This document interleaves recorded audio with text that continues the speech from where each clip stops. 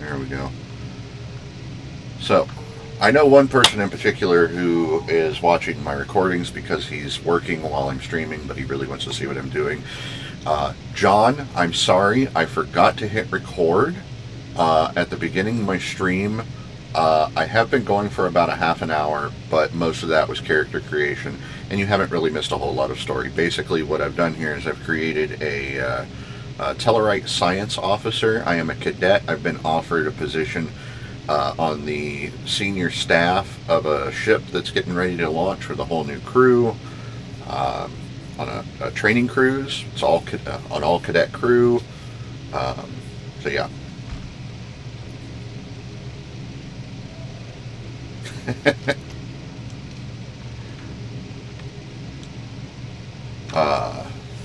So now I'm going to talk to the captain of the ship that I'm going to be serving on. Well done, cadet.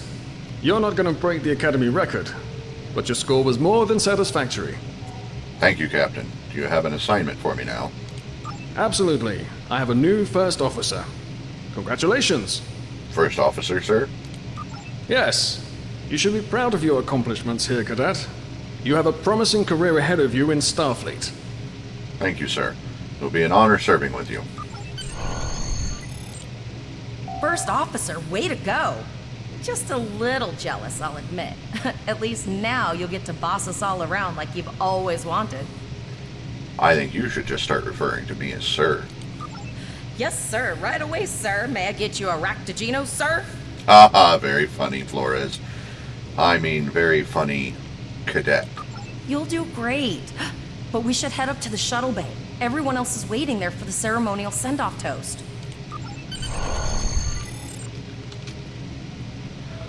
Oh, Now hear this. All cadets report to shuttle bay to prepare for departure. Really? Fleet invitation? No, thank you. Oh, I gotta turn those off. Okay, all of the senior staff is waiting by the bar. I'm sure everyone's a bit nervous, this being our first real assignment and all. So, I'm expecting an inspiring speech out of you. Something heartwarming. Make Tavrel cry. This mission could just determine the rest of our careers. No pressure. I'll meet you over there. We don't need to mess with the chat. Controls.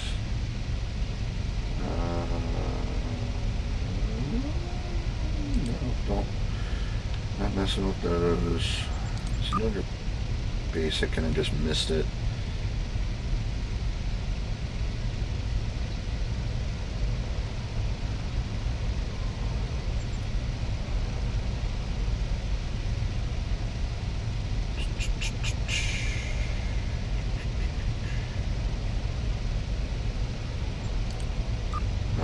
Nope, I want that on. Enable auto loot on. Okay. Advanced.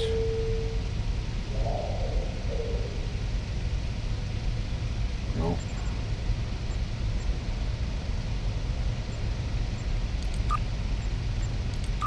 That's not it. Display, graphics. Okay, maybe no, it can't be under controls.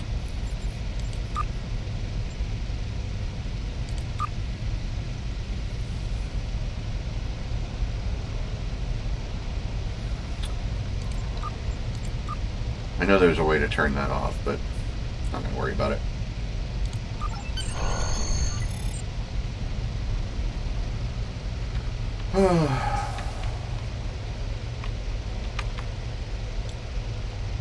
Lead a toast. The enthusiasm for looking for a setting, what can I say? May I have everyone's attention. On the first day of class 4 years ago, I looked in the mirror and thought, there is no way I can do this. I know I wasn't the only one. I look around this room and see fear and uncertainty in your eyes. Being responsible for so many lives is a heavy burden. But we will go forth boldly like Starfleet has trained us, putting to use everything we've learned here. To Starfleet Academy, to the USS Carlisle, to her crew. All cadets, please board your shuttles.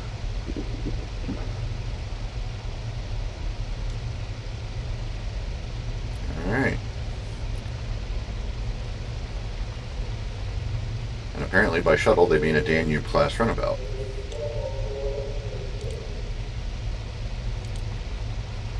Are you ready to head to the ship?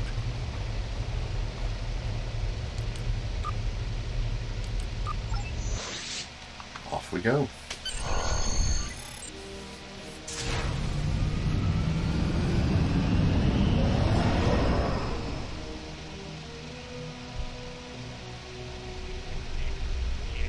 I can't believe we're finally doing this.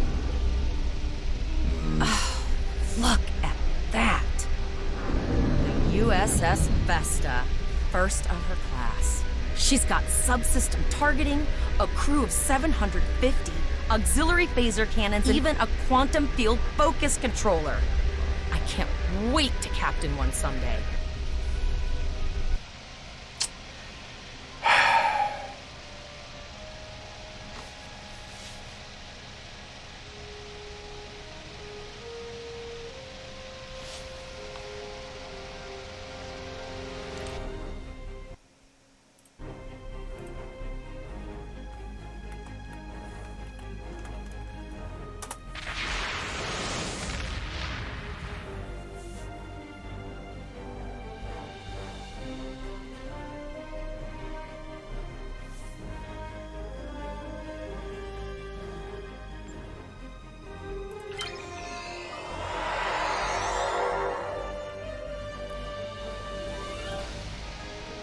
Alright, sorry about that.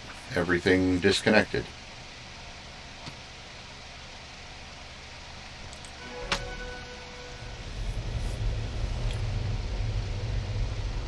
So we lost that whole cutscene. I'm going to check in and then head for the bridge. See you there. Hopefully everything will have stabilized now.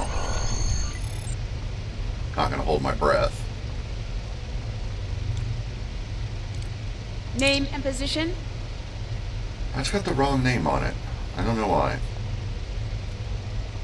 Cadet Grawl, acting first officer. I have your record right here. Welcome aboard. Thank you. Where is the captain? Captain Taggart is waiting for you on the bridge. Use a turbolift in the nearby quarter. It will take you directly there.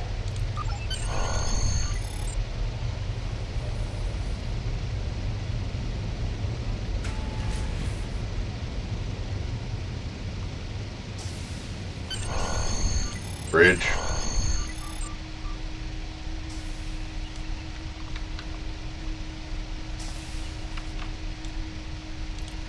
Welcome to the bridge, number one. Number one. Early in my career, I served with a captain who called his first officer that. I always liked it. As my number one, I expect you to ensure my orders are carried out, and to advise me on the best course of action in any situation. But first, we need to get out of dry dock, get clearance from control, and close the shuttle bay doors, then disable the tractor moorings. DeVrel, get clearance from traffic control for the Carlisle to leave the gantry. Earth traffic control has cleared us to depart, sir. Very good, number one. Flores, send the signals to close the shuttle bay doors. Shuttle bay doors are closed, sir. Very good, number one. Potter, wait for me to disable the tractor moorings.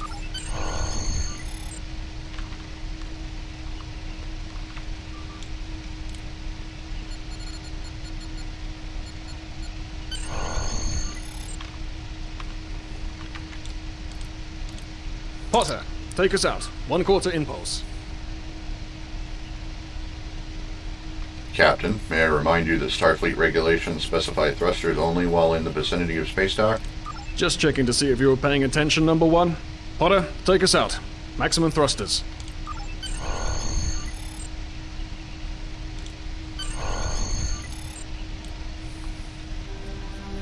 Cleared from dry dock, Captain. Good. Let's start with something easy. Set course for Vulcan. Course laid in, sir. Engage.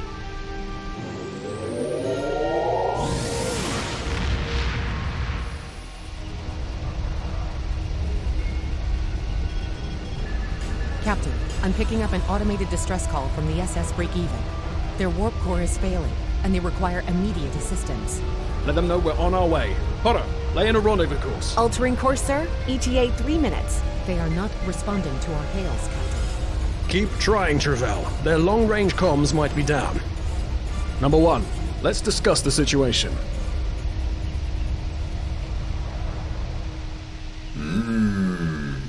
Where are the chairs? An unexpected situation, Number 1. But such things come with the job. What do you think we should do?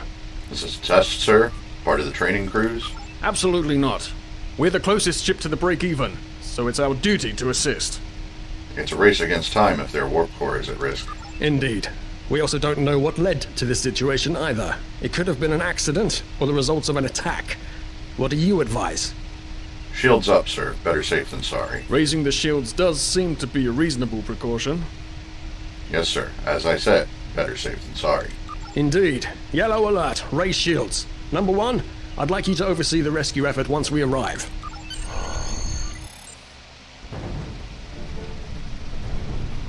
Still no response from the Break-Even, Captain. Scan them. Maybe they're unable to respond to our signal. Captain, our shields are Whoa! collapsing. Flores, return fire. Pattern Delta Sierra 9. Well, there go the shields. Not good. Engineering to bridge. Go ahead, engineering.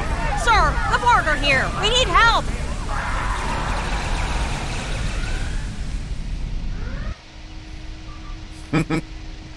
Yeah. Right. Number 1, I want you to go to main engineering and lead the security team efforts there. Get those Borg off my ship. Yes, sir.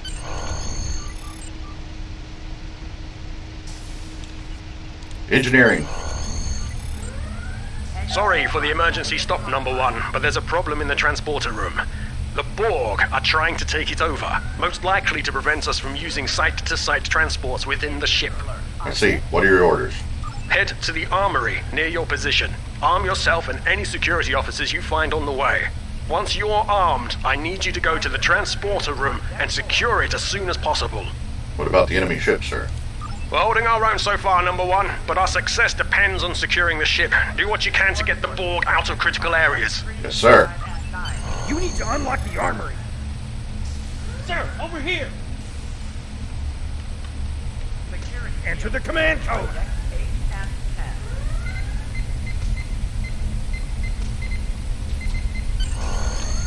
We should grab rifles to fight off the Borg.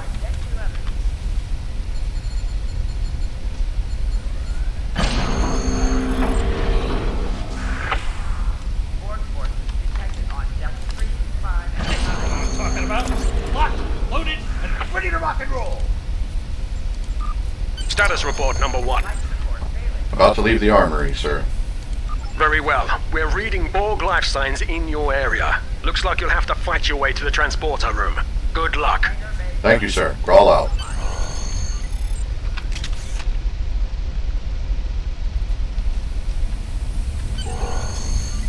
Warning. Hull breach detected on deck 6.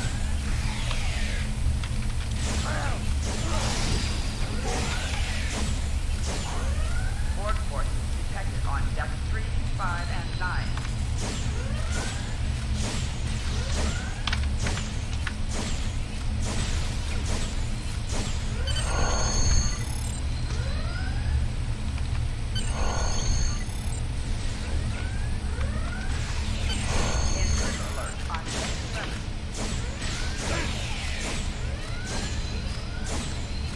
Help me. Security. Engineering. Code red.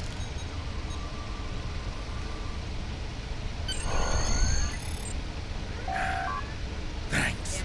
You saved me from a fate worse than death. I'll get back to manning the transporters.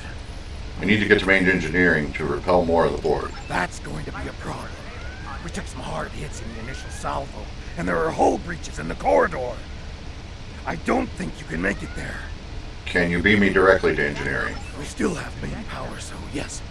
Yes, I think I can. Get on the transporter pad and I'll beam you there.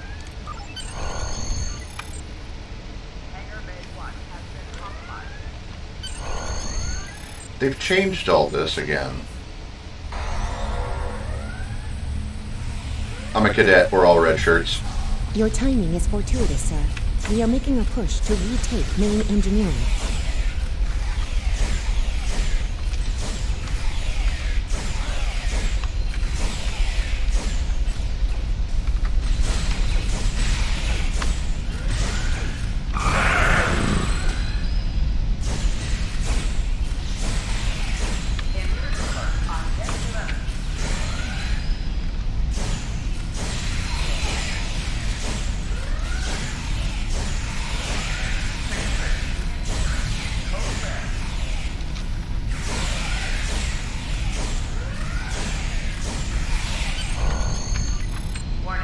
Excellent. Where? There. Oh, okay. Oh. I've got an idea. I saw this in a Starfleet history sim, so I'm pretty sure it'll work. I need you to prepare the plasma coolant for emergency release. That sounds pretty risky.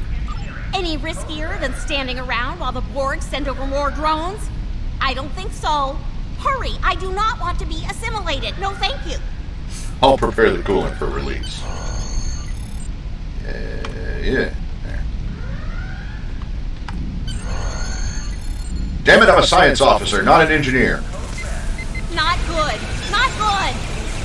We need to go now. Quick, release the plasma coolant.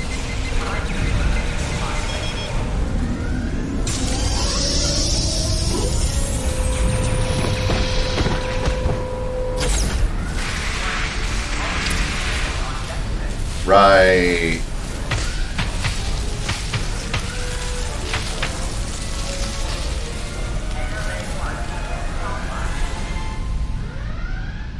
Star Trek First Contact. It worked. No.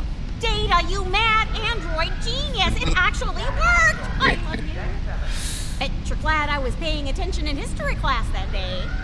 I am concerned, but relieved. Thank you.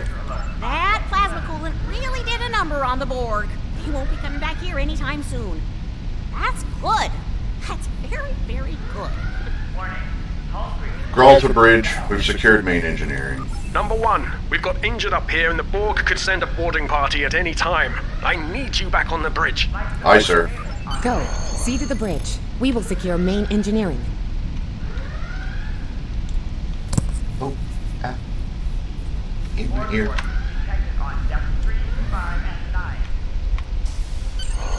Bridge. Ah!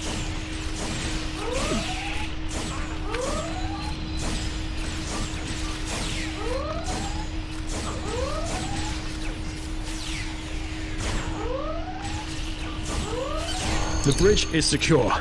For now. Help the others back onto their feet, Number 1. We may have more unwanted guests before too long. Aye, Captain.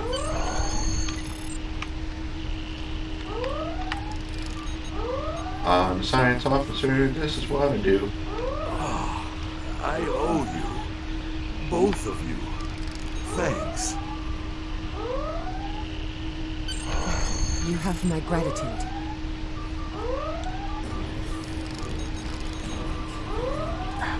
Nice work, Number 1. Looks like that phaser training paid off.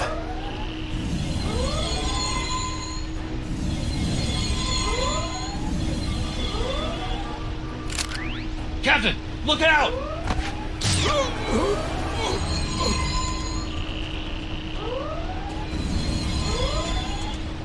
Uh-oh. God.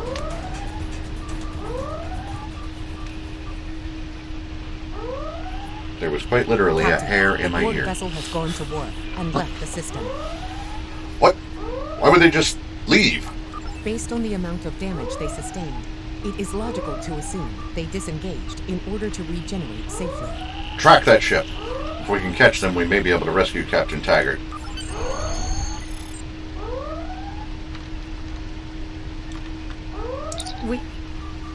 We survived.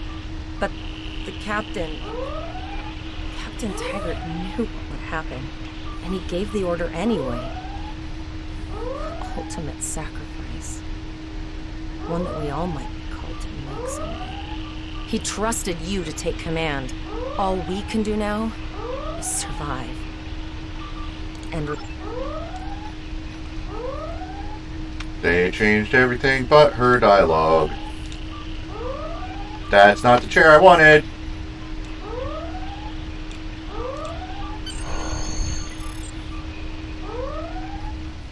Look at me. Look at me. I'm the captain now.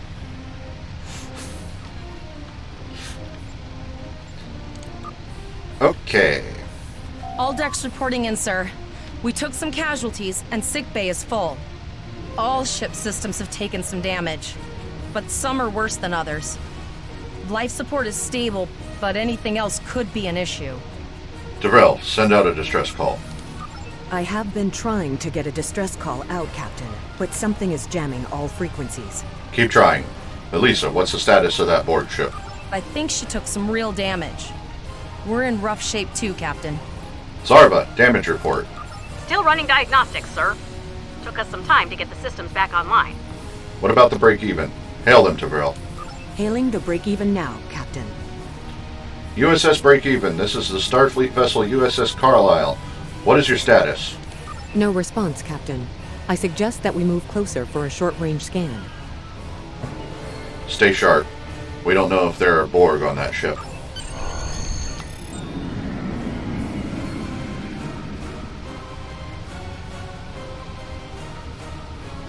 Helm, full stop. I've stopped us this time, sir, but from now on, you'll be responsible for adjusting the speed of the ship.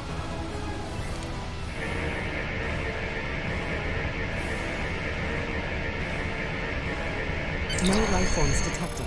The ship is broadcasting its distress signal via automation. I suggest that we remotely order the break-even's computer to cease the distress signal. I feel like the music volume is still way too daggone loud. Agreed. We don't want other ships coming into, Try that again. Agreed. We don't want other ships coming to a possible Borg ambush.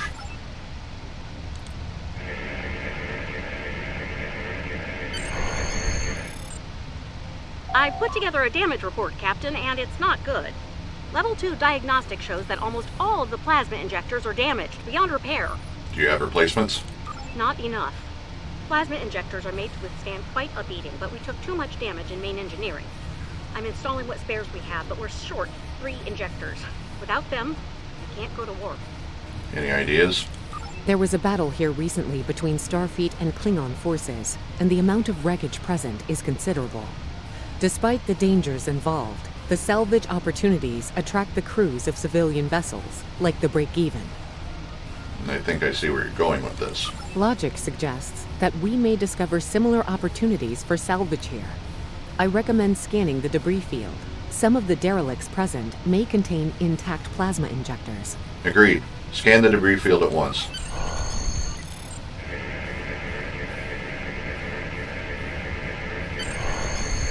Bingo! I found some suitable debris in the boneyard nearby.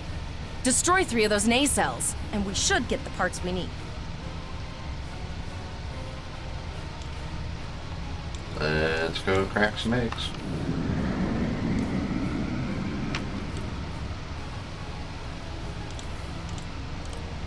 Warning, ship is under attack. No, ship is not under attack.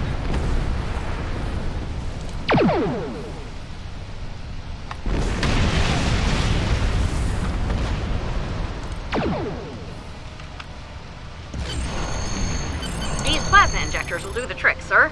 Gorgeous technology. Type R, if I had to guess. 3.7 liter flow with shielded reservoirs and a drop flow induction coil converter and...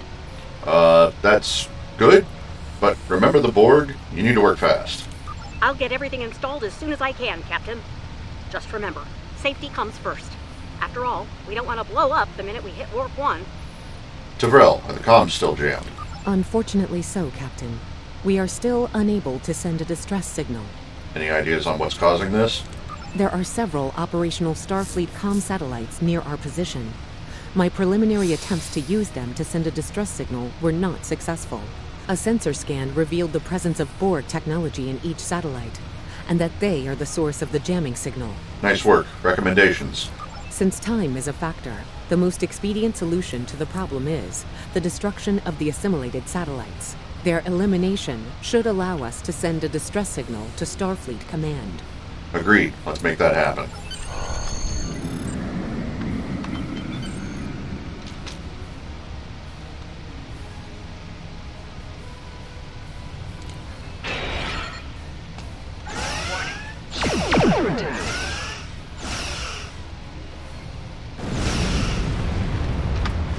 That's one down.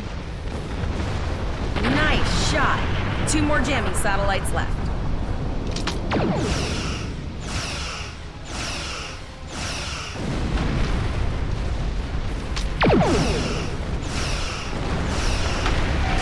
Target's shields have failed. Long-range communications are operational, sir.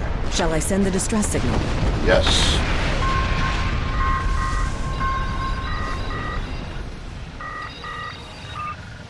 Captain, the Borg ship sustained damage in our encounter and is likely to be leaking plasma until they have an opportunity to regenerate. We might be able to use that plasma to find them. Do it. We need to find them and rescue Captain Taggart. Understood.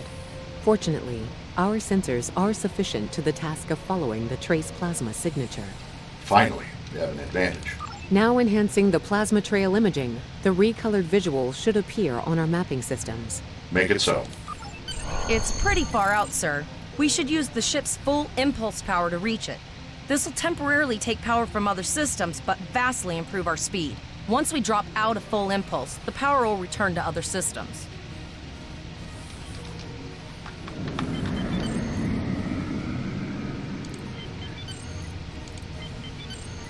There we go. This ship is so slow.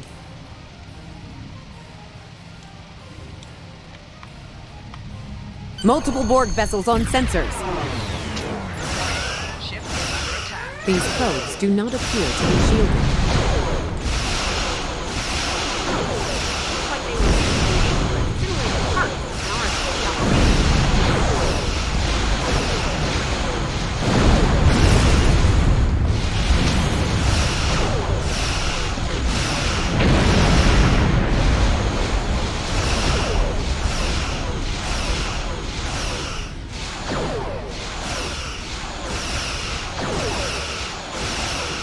We should continue to follow the plasma trail.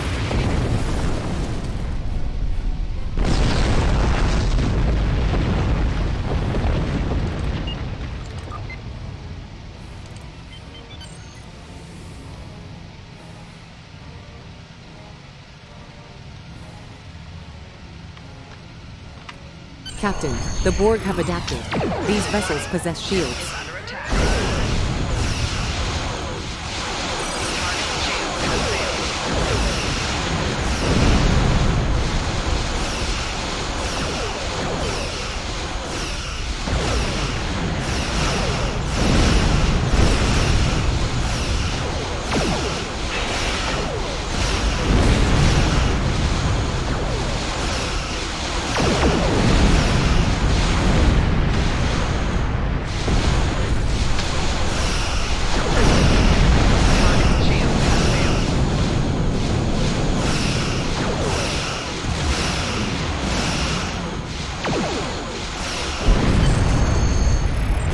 Right then.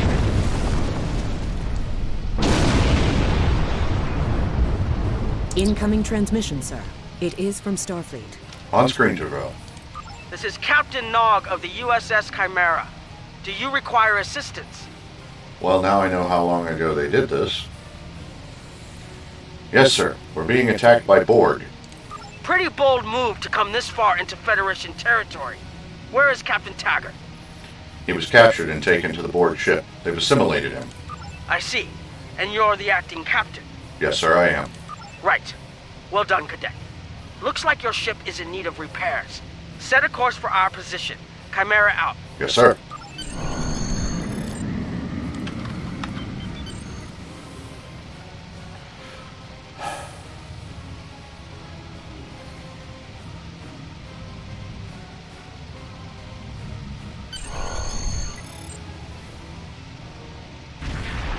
Another Borg sphere is attacking.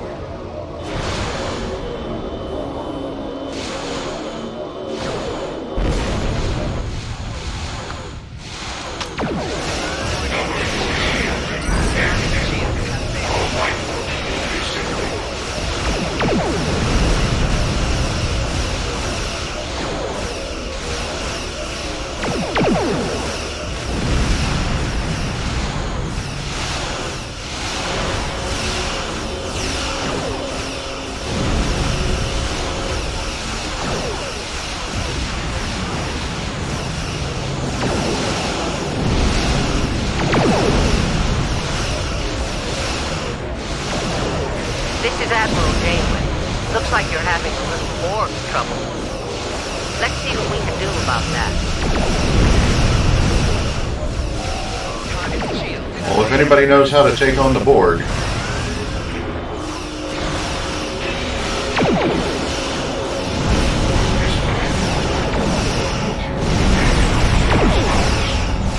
I don't think so.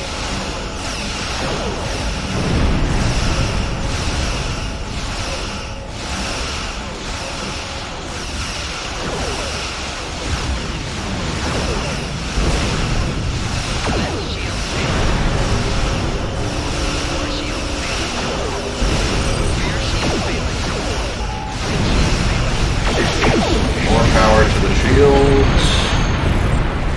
Alright.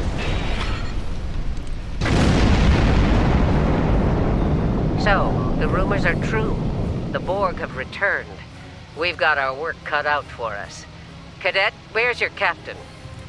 He was captured by the Borg, Admiral. We were in pursuit. Assimilation isn't a fate that anyone should suffer. And I hesitate to think about what the Borg would do with a captive Starfleet captain. They must have taken him for a reason. Otherwise, they wouldn't have left without assimilating your entire crew. The only way we'll find out is to rescue him. Agreed. We'll do everything we can to bring your captain home, Cadet. Admiral, we're receiving an emergency transmission. It's Captain Janeway of the USS Klingons to all Starfleet. I'm under attack by Borg vessels. Sustained heavy damage. Very quiet. I repeat, we are under Borg attack in the Borg system.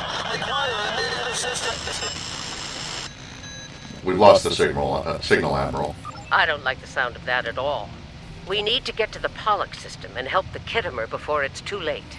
Does that include us, Admiral? Indeed it does. I'll need all the help I can get with this situation. Consider this a field promotion, Captain. Now then, set a course to the Pollock system, best possible speed. Voyager and Chimera will rendezvous with you there. Janeway out. Get a whole bunch of stuff. Congratulations, Lieutenant. Alright. Change a couple more things in the settings here. FX volume is a bit high. Because my god, those things were loud. Ambient volume is good. Interface volume is good. Voice volume is all the way up.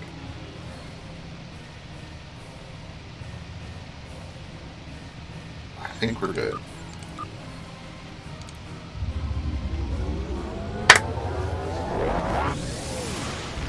Okay.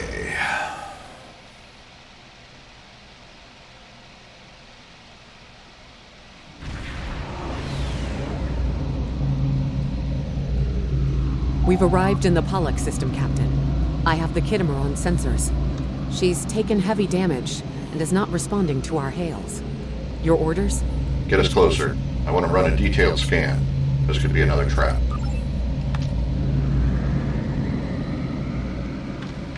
And you know what?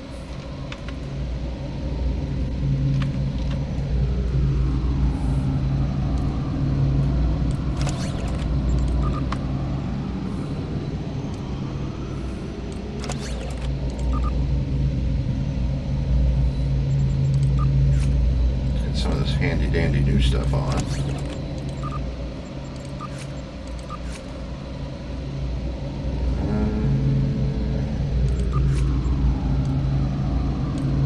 You get that.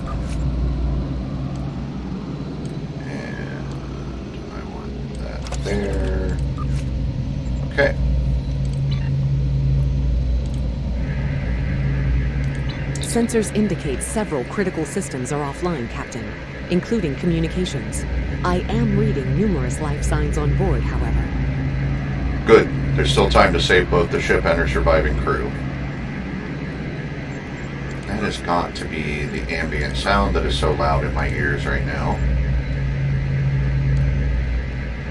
Yep. Something's not right here.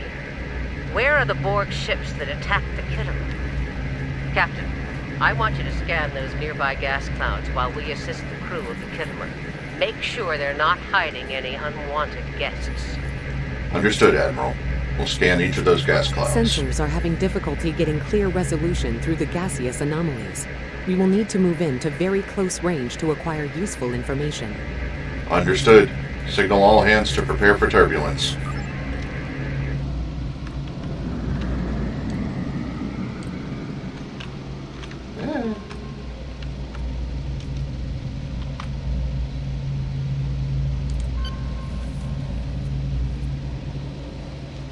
More power to engines. Go a little bit faster.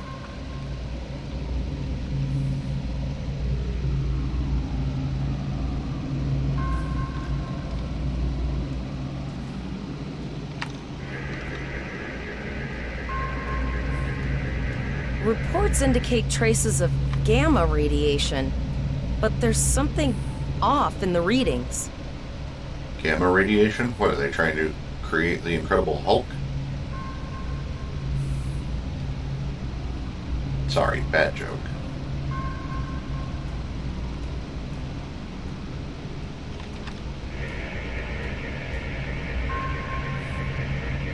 This is Janeway. We're detecting some unusual gamma radiation levels near your position. We're having trouble getting a clear scan. I don't like the look of it. I believe we'll need to recalibrate our multispectral sensor array. Multispatial? Multispatial. That was my thought as well. Let me know what you find out there. That level of radiation can hide a lot of things, including the Borg. Understood. We'll make the adjustments, Admiral.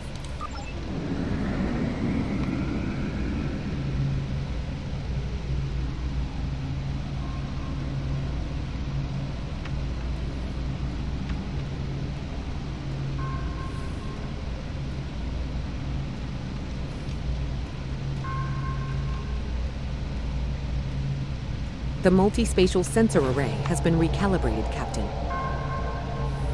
Picking up a transwarp signature. It's right on top of us! The Borg!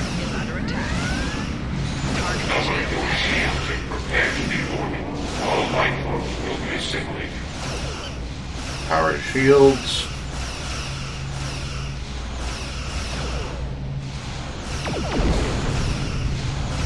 The Borg are attacking us as well. Use full impulse to reach us quickly.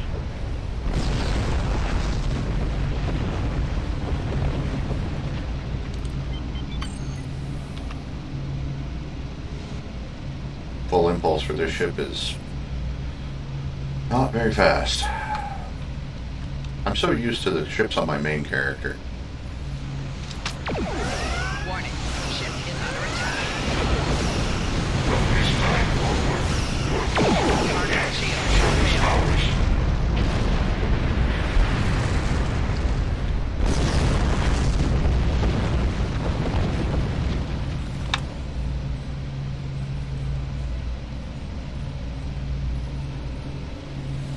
This is the emergency medical hologram aboard the USS Kittimer.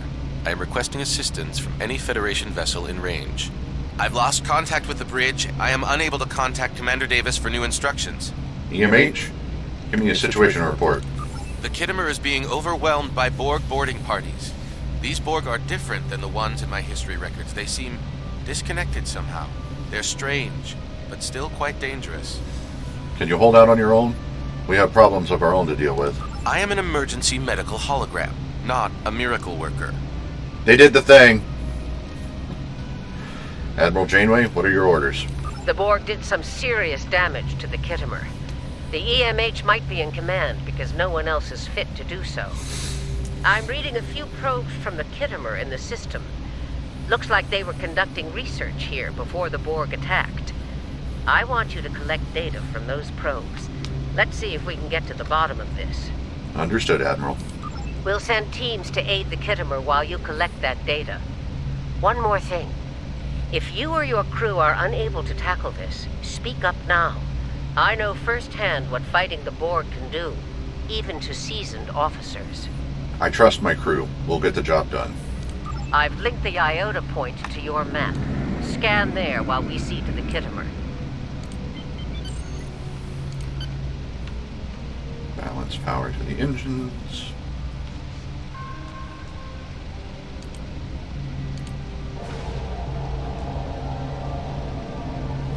Good. Head for probe number 2.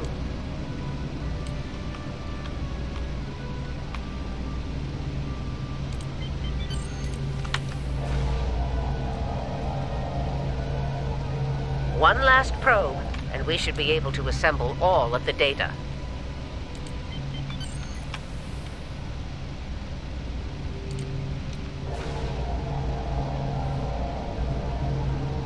Send us the data so we can begin our analysis. We have your data, and our science team is analyzing it now. What is the status of the Kittimer? Our tactical teams have eliminated the Borg boarding parties on the Kittimer. Why do you ask? Can we use the Kittimer to help analyze the data? There is an 88.47% chance that you will need my help. Agreed. Can you help the Voyager analyze the data we accumulated in this system? I have 75 million gigaquads of computer memory and an extensive library of files on military tactics and command strategies. I believe I can spare a few bits of processing power for you. Let's see what we can determine.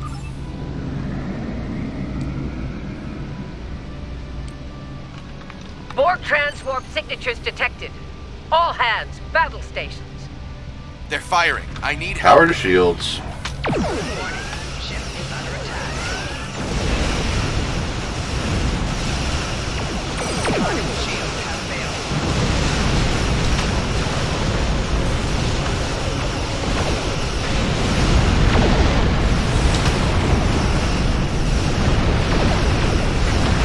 More Borg. I don't know if we're ready for this. Hold the line. We've beaten them before, we can do it again.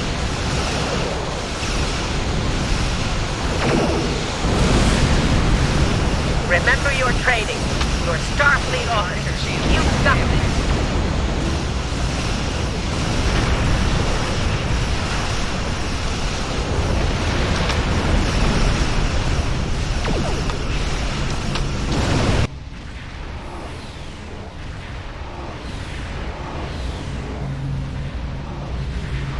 Multiple Borg warp signatures detected. Oh boy. Invasion force. We are the Borg.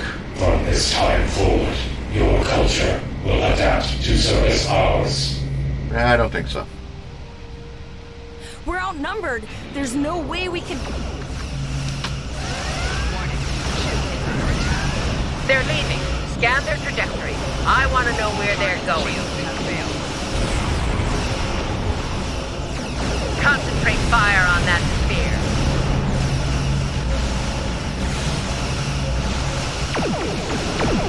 Basic maneuvers.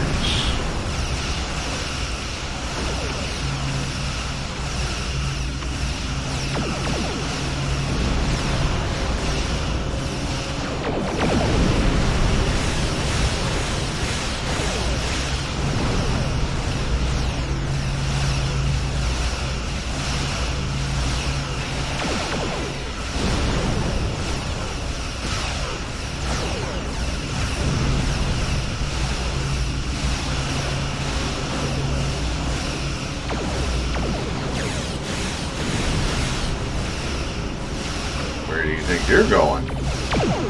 Direct hit. Nice.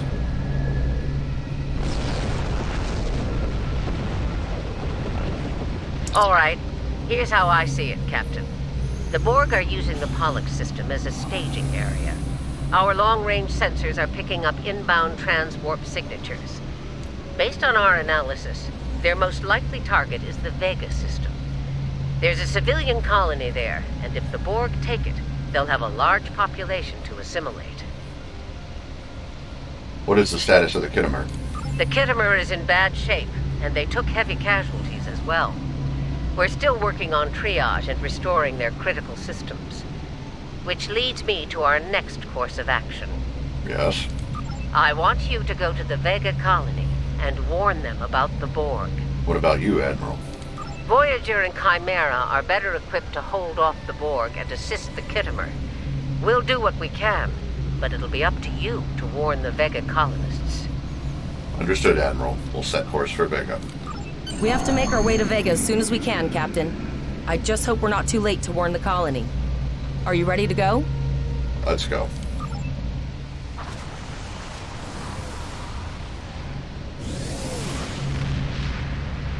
Shields up. Red alert. You will become one with the Borg. Resistance is futile.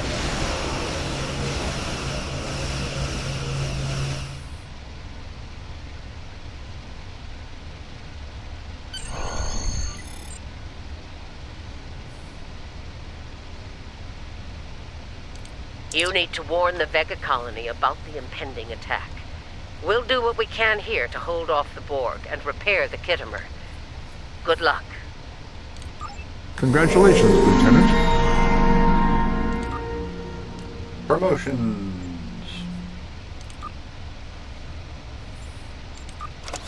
Okay, so we got some new kit. Yes, I know how to do that. New deflector. Science console, a shield emitter amplifier. Be handy against the Borg. And a new torpedo launcher. Alright. Haven't started generating skill points yet. I don't think you start doing that till level 5.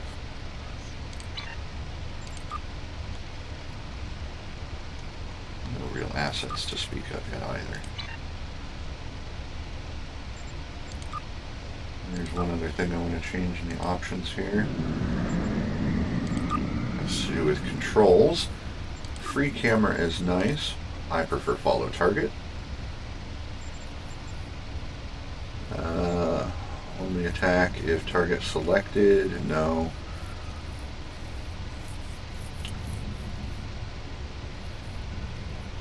Select auto target on attack. Yes. Target threatening enemies first. No. Select attacker if attacked. No, I don't want that on. Tab select off-screen targets. Yes.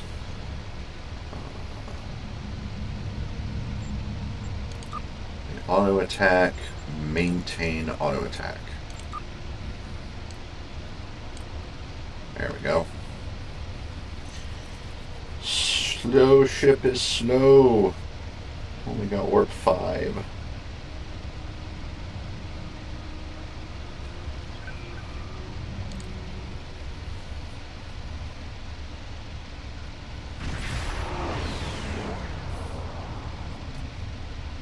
We arrived before the Borg. Now my heart can start beating again. What are your orders, Captain? Somehow, at warp 5, I got here before they did. But they left before I did. Never mind. Hail the colonies. We have to warn them. Tivrell managed to establish a comm link with Willa Post, the administrator of Vega Colony. It's not a great signal, but it's the best we're gonna get. Putting her through now. On screen. Greetings, Captain. Is there something I can do for you today? The Borg are on their way to this system. You need to start evacuating. Repeat, please. Your signal is breaking up. Did you say the Borg? What about? The Borg are on their way, Administrator. You have to evacuate. Tom, what just happened? I have lost contact with Vega Colony, sir. Something is blocking all subspace signals in this area. Even our hails to the civilian ships are not getting through. There is a communication satellite nearby. It should boost our signal sufficiently to inform the freighters of the danger and warn the colony. Set course for the satellite.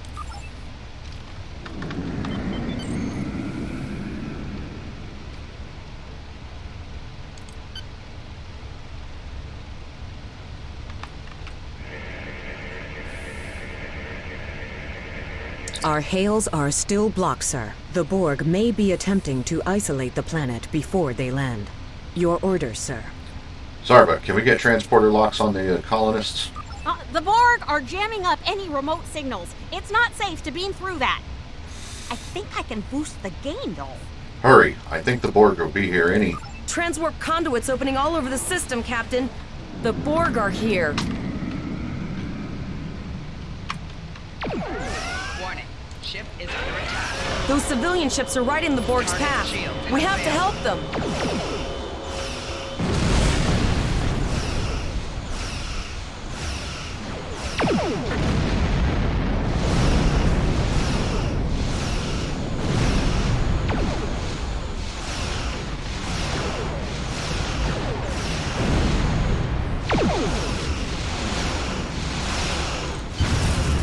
Power to shields.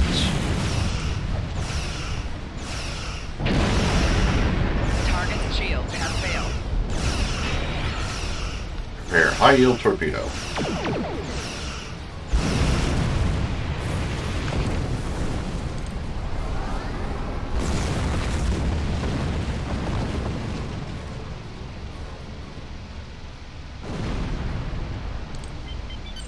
Warning. Ship is under attack. Target's shields have failed.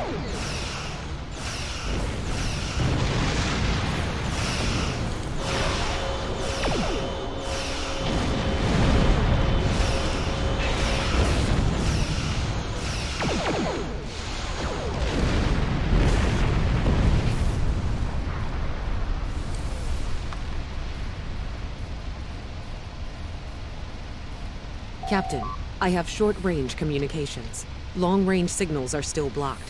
I can contact the planet and have informed Administrator Post of the situation. However, the Borg have already landed and are moving toward the colony. It may be more prudent to retreat back to the Chimera, sir. We're the only Starfleet vessel in the system. We'll rescue as many colonists as we can.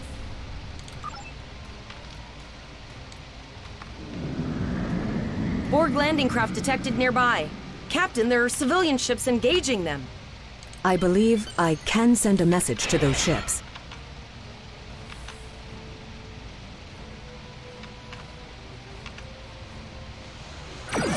Civilian ships, you are ordered to disengage and retreat. We will cover you.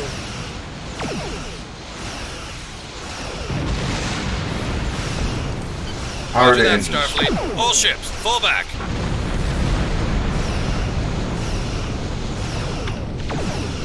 Need to increase speed and maneuverability here. All civilian ships have safely warped out of the system, Captain.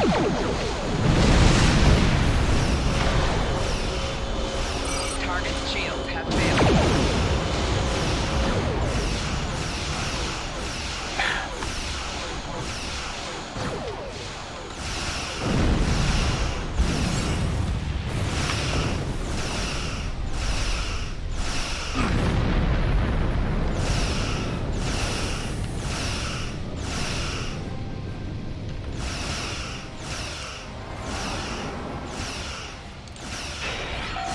Target's shields have failed.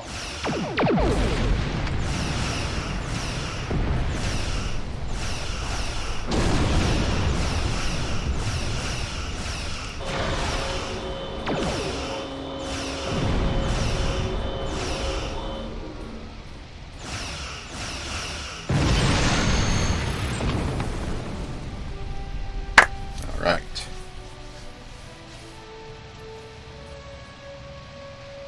Captain, the Borg have landed, and the colony won't be able to hold them off for long. I recommend beaming down to Vega and getting as many people out as we can.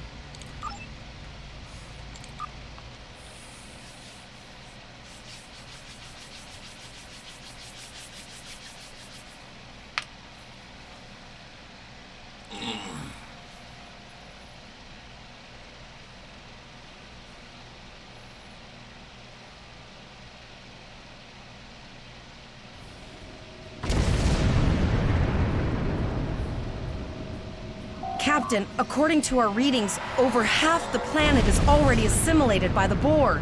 At the rate they're progressing, the region we're in will be overrun in roughly 1 hour. Hello there. That wasn't bad enough. The interference is affecting the ship's transporters.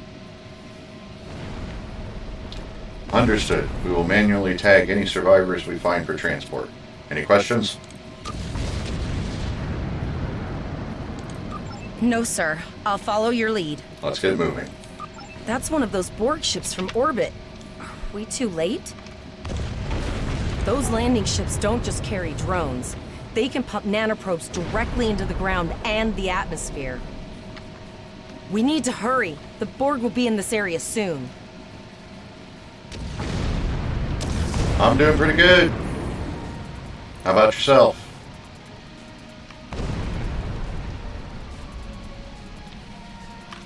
Please save us! The Borg are everywhere! Oh, thank you. Thank you. I don't want to be assimilated. Thank you. I don't want to be assimilated.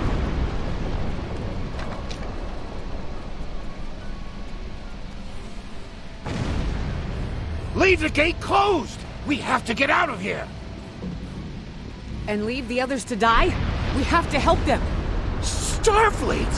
Starfleet's here. Oh, thank God. Thank you. Please, you have to help us. From Starfleet got our distress signal, and we don't have any weapons. But we do have some spare armor suits for you and your officer. They're in the crates next to the gate. This code will open the gate. Please, Administrator Post and some of the others are still there. You have to save them.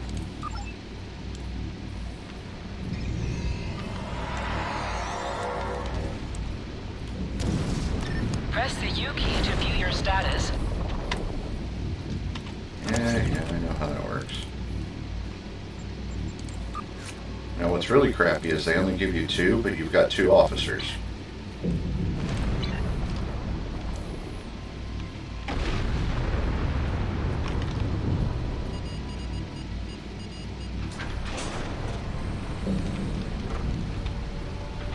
Oh no! We're too late!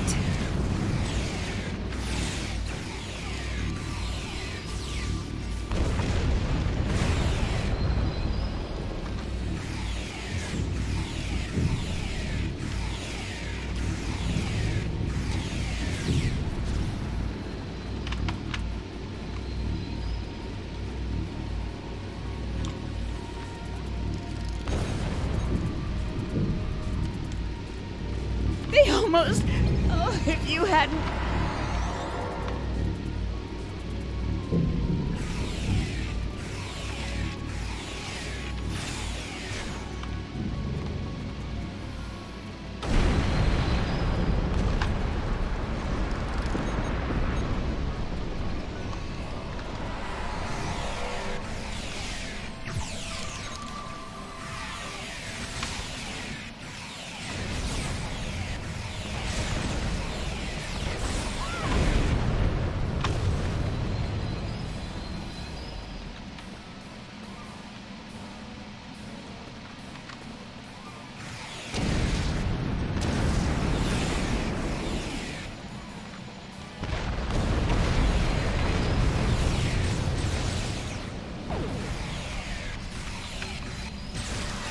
Get back! Get away!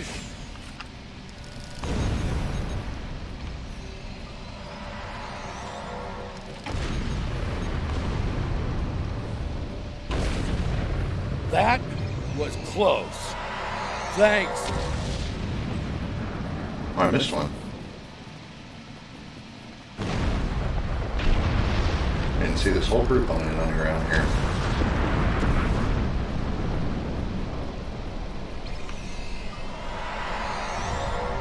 We have the civilians. There is still no sign of Chimera or Voyager sign.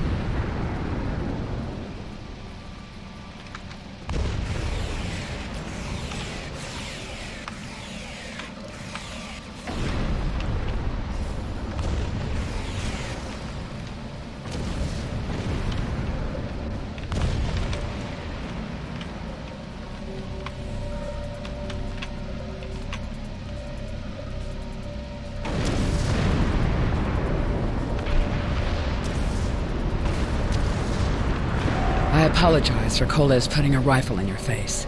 If it wasn't for him, the Borg would have assimilated me by now. What's the situation? Are you bringing more Starfleet reinforcements?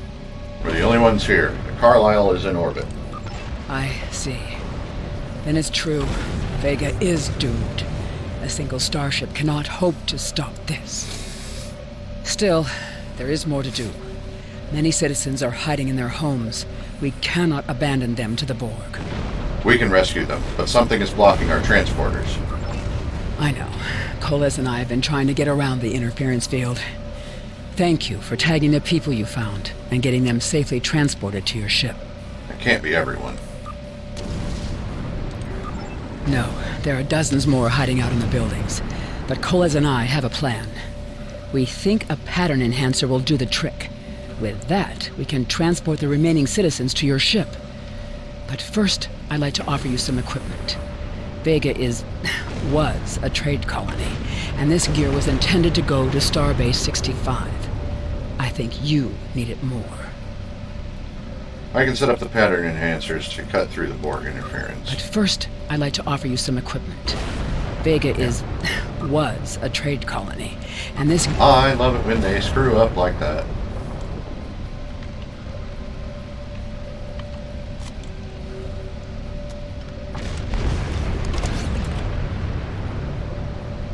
Get a kit.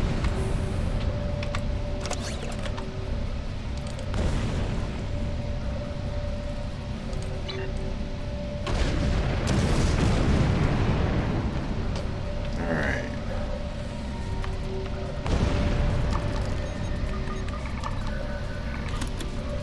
We have lowered shields for the transporters, sir. I will need to raise them at the first sign of Borg ships.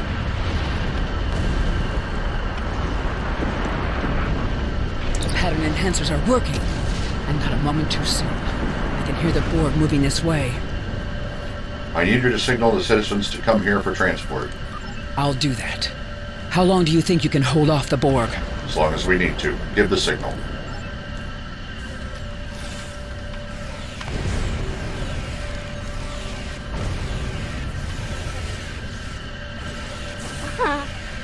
Remember when we thought fighting a Borg sphere was the worst thing that could happen today? Concentrate fire on the Borg. We need to keep them away from the civilians.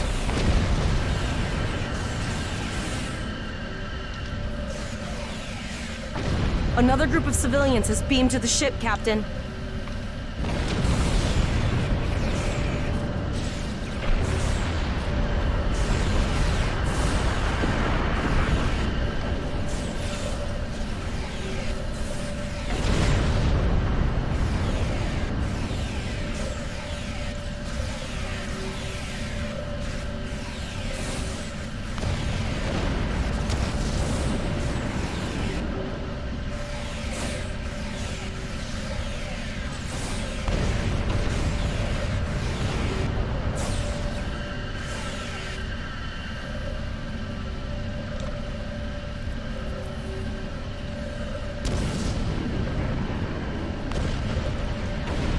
Shields are back up, sir, but more Borg vessels are warping to our location. We have detected a type of generator near your position. There is a 94.6% chance it is the device affecting our transporters. If you can destroy it, we will transport as many people from the area as we are able. Hang in there, Tabrel. We'll be there soon. Administrator, thank you for your assistance. Thank you for everything you've done. Even though it was impossible to save everyone, those you did save will be forever in your debt. I'm not finished yet. Coles, you're with me. Glad to do anything I can. I was born on Vega. There's no way I'm sitting by and letting the Borg take it without a fight. All right, let's get moving. All right, Coles, you're gonna see friends who've been assimilated. Don't hesitate. I know the drill. Just never expected any Borg here, you know?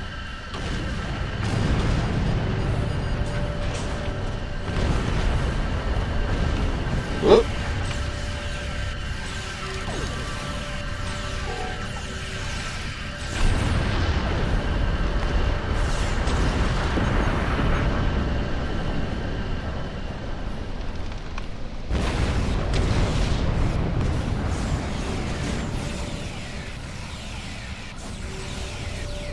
I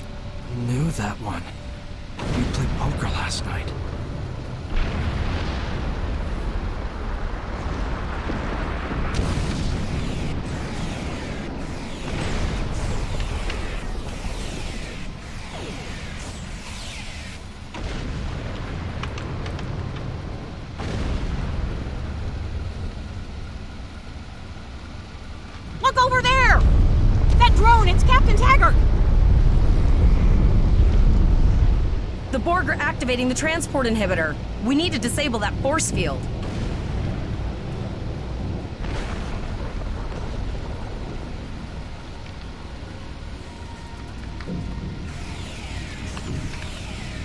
The Borg are so... what's the word? Effective? Systematic? Evil. I'm gonna go with evil.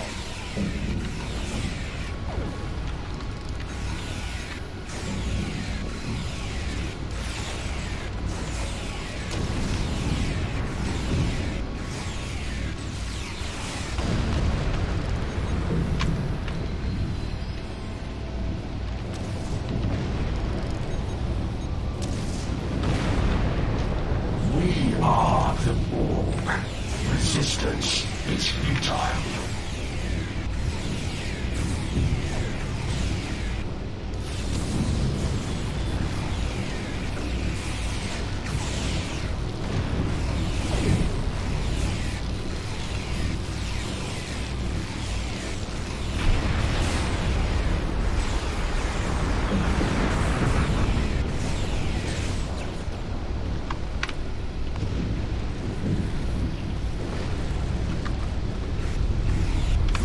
We need to help Captain Taggart!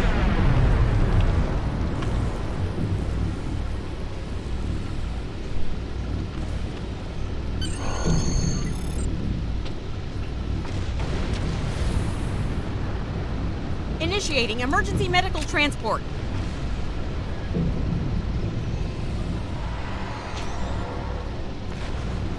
Sickbay has received Captain Taggart. They are initiating emergency medical procedures. The ship is transporting anyone that can get a lock on, Captain, but we don't have much time. We need to get back as soon as possible. Carlisle, 4 to beam up.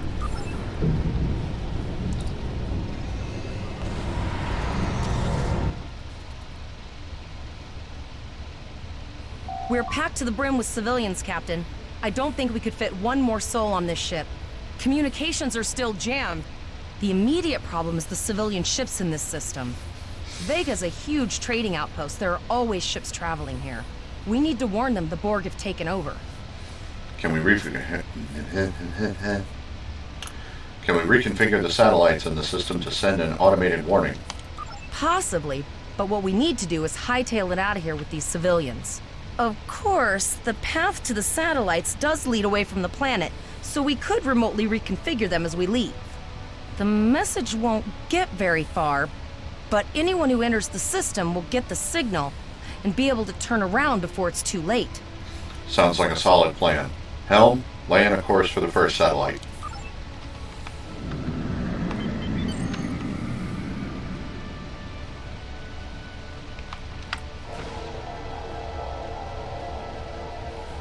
Multiple probes inbound. I don't think the Borg like us hanging around. Ship is under attack. Target shields have failed.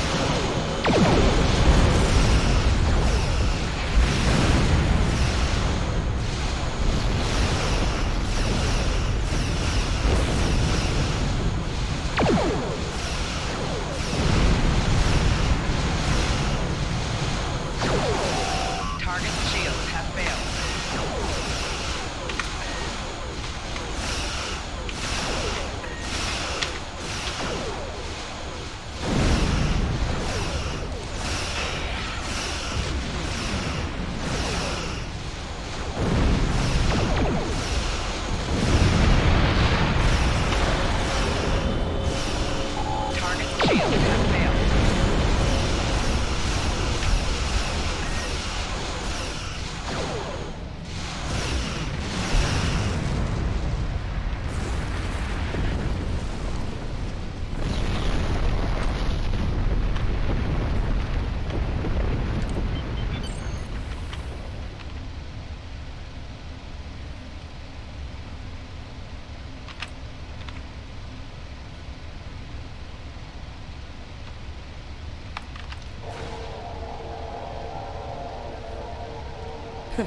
Never thought I'd wish I was back at the academy studying for the astrometrics final.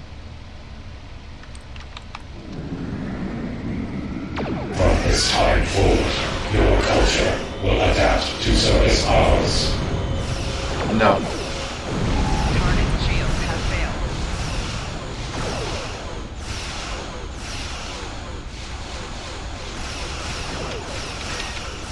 failed. Emergency shield powered.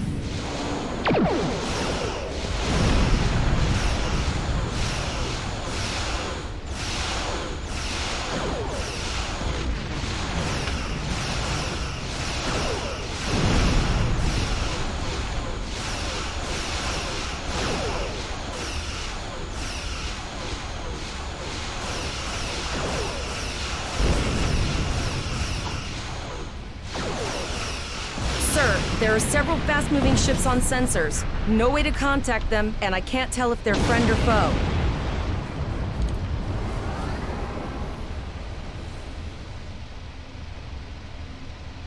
Let's just keep it up.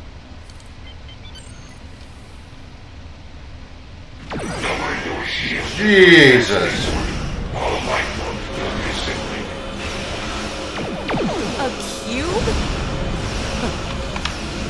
Guess it's our time to go out in a blaze of glory. Emergency power to shields. Oh, hello. All hands, this is Admiral Janeway. Target that cube and open fire. The cavalry has arrived.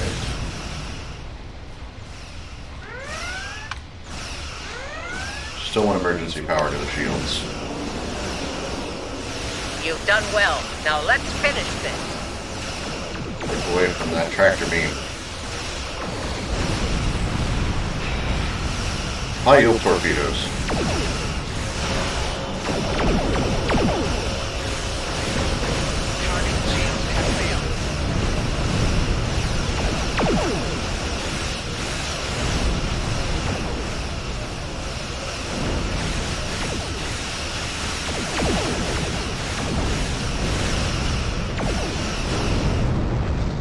Yeah.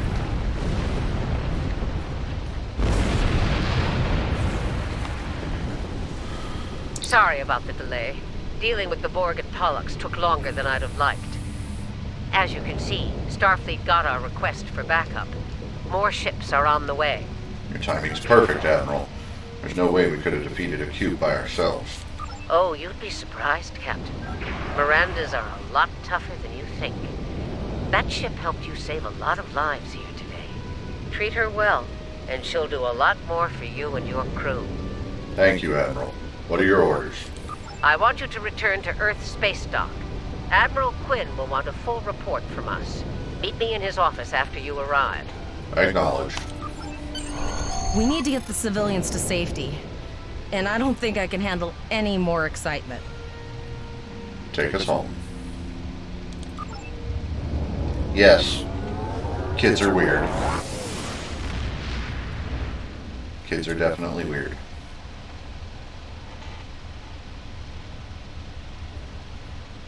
I'll see you back at Earth space dock, Captain. One more thing. Try not to pick any more fights with the Borg before you get there. I think you've had enough excitement for now. Ha ha ha. Janeway ha, out. ha, ha. Congratulations, Lieutenant.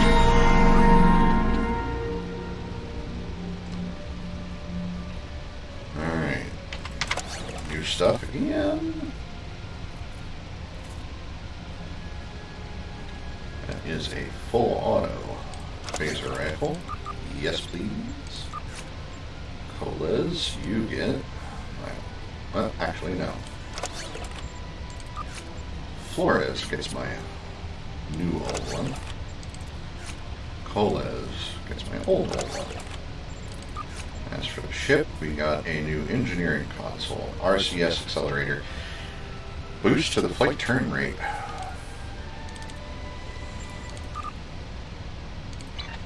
That's good. Alright.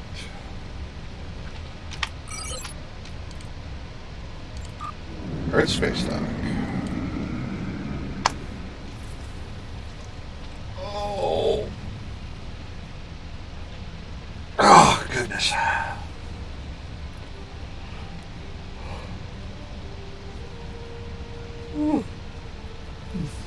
Excuse me.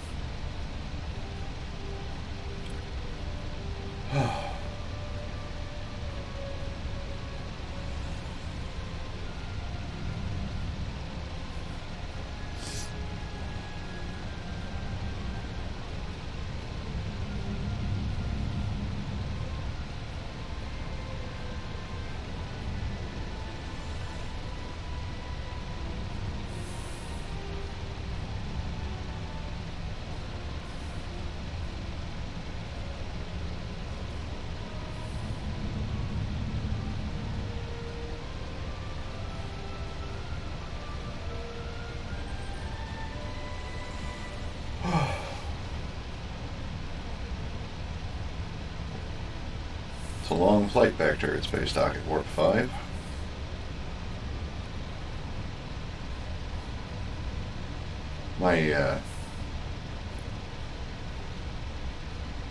My fastest ship on my main character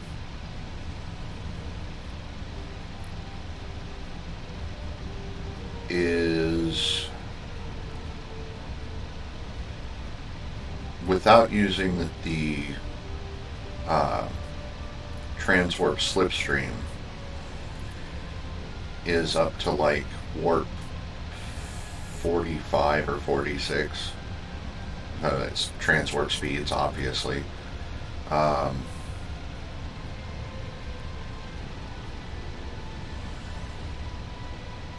So, and then with the slipstream, it's double that. So it's almost transwarp 90. And I could get it faster than that. There are some consoles that I'd like to get my hands on that could make it go even faster. They're not necessary, but man, would it be cool to be moving that fast.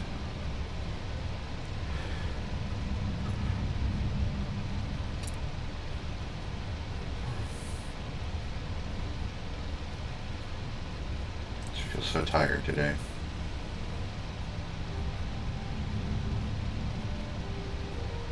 A whole lot of people over there by Earth.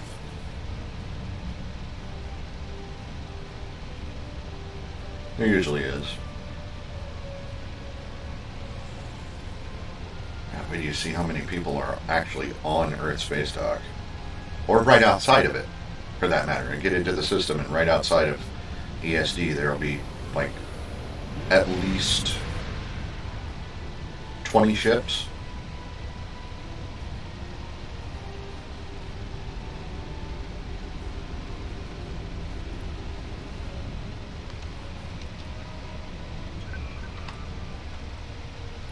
Alright, here we go. Watch me be wrong and it put me in a low pop instance. That would be funny.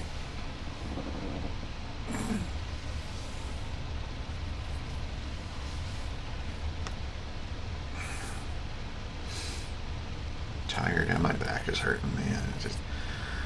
I'm falling apart. Welcome to Earth Space Dock.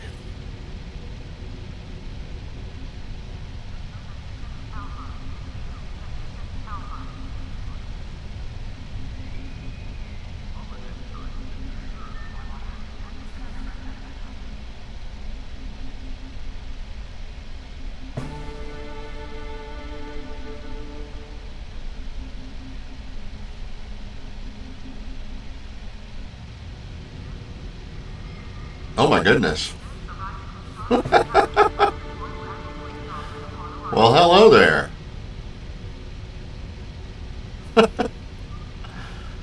That's a first.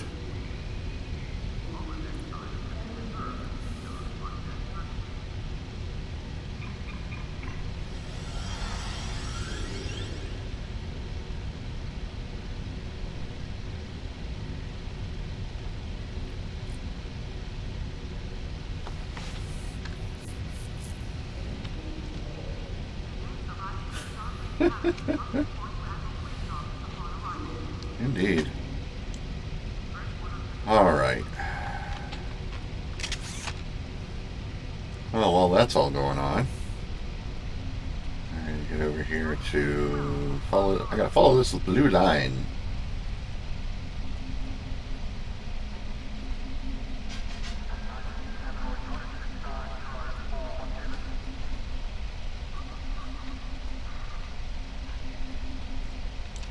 And here we are. Well then, let's talk to Admiral Janeway. Ah, there you are. It's good to see you in person. I've already filed my report with the Admiral. He's waiting for yours now. Admiral, what's going to happen to the Carlisle and her crew? You've showed exemplary performance under duress. You saved a lot of people, including Captain Taggart. You stood tall against the Borg in combat. That's a lot to face as a cadet on a training cruise, but you handled it all very well. I've said as much in my report. That's good to know. Now, more than ever, Starfleet needs its best and brightest officers out there to defend the Federation and uphold the ideals that make it strong. Officers like you. I can't speak for the Admiral, but I believe you and your crew have a bright future ahead. Thank you, Admiral. That means a lot. Don't mention it. For now, duty calls. You have a report to give, and I'll be meeting with the Admiralty to discuss plans for the Vega situation. Take care. Thank you, Admiral. It's been an honor to serve with you.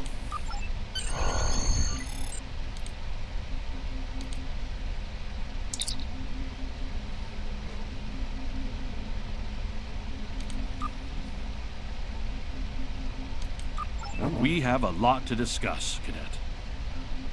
It's Lieutenant, sir. Yes, I see that here in the report filed by Admiral Janeway. She granted you a field promotion to give you seniority over the rest of the active crew of your ship. As a cadet, you were assigned to an Academy training cruise under Captain Taggart, his acting first officer, correct? Yes, sir. That is correct. Facing off against a Borg invasion force within hours of leaving Starfleet Academy? You've had quite a day. In your own words, tell me what happened out there. That's quite the story. Yes, sir. It's all true. Don't worry. I have statements here from Admiral Janeway, Captain Nog, and Administrator Post from Vega Colony corroborating your story. All three of them cite your bravery and command skills, as well as you and your crew's willingness to put yourselves in harm's way to preserve the lives of others. I'm a Starfleet officer, sir. It's in the job description. And you're exactly the kind of officer Starfleet needs. I know your ship might not be the Enterprise, but I think you've proven yourself capable of sitting in her captain's chair. Sir? Under normal circumstances, it would take you years of work to get your own command. But these are not normal circumstances. We're at war with the Klingon Empire. The Borg have returned. I'm losing more trained officers and ships than I can spare. Ships we can build, but leaders with courage and honor, those are harder to find. It's time to try something different. I need someone who can handle themselves in a crisis and get the best out of their crew. Even though you're young, I think you're that person. I hereby promote you to the rank of lieutenant and give you command of the ship. Don't disappoint me.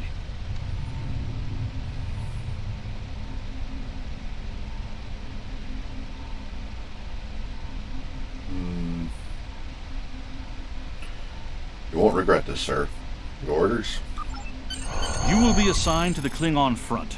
But first, you could use some new equipment for your ship. I have some improved consoles developed by the Starfleet Corps of Engineers. These consoles can be installed on your ship to improve its abilities. As you improve in rank, you will earn better consoles. Other ships you will command throughout your career will have space for many more. When you're done here, go see Durr's racks to customize your starship's appearance.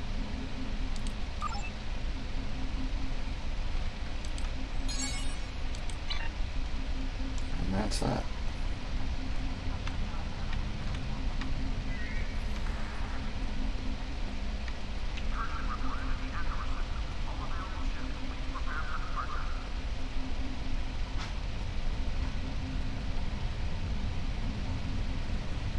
So yeah, it's a little stuttery right now, but that's because of how many people there are in here. There's a lot of stuff going on.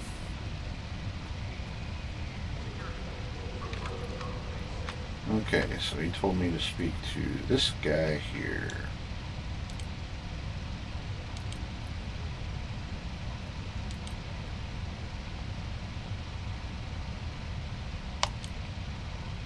There we go.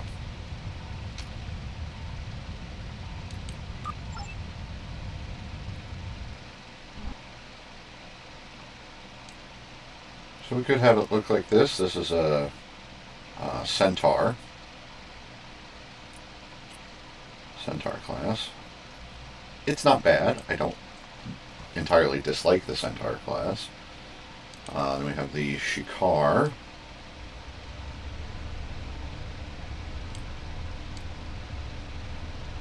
Which again, it's not a bad look.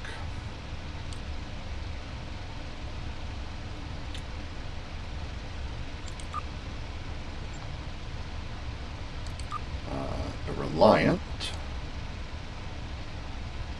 which is a more modernized, updated version of the Miranda class, named, of course, for the USS Reliant. And the Saratoga, which the Saratoga, if you remember, at the beginning of Star Trek Deep Space Nine, the Saratoga was the ship that Benjamin Sisko was serving on during the Battle of Wolf 359. Was, of course, destroyed. So it's just another modification of the Miranda class. It's got those two very large sensor probes on the sides instead of having the tactical roll bar on top. But I think we're going to stick with the old standby. We're going to stick with the Miranda. I would like to change the hull type. Change it to upgrade if possible.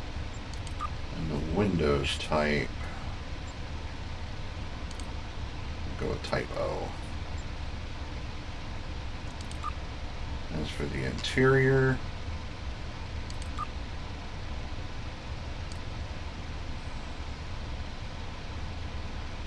not a lot of choices.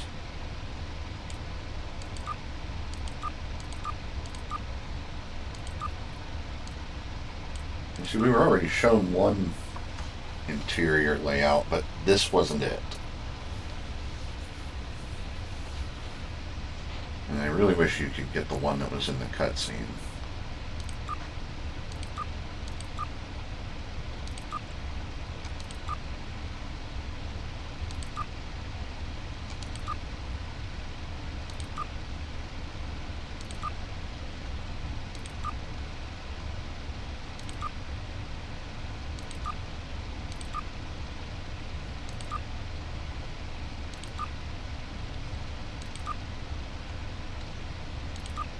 You can get the old standby, the old classic Galaxy class ship interior, which is nice.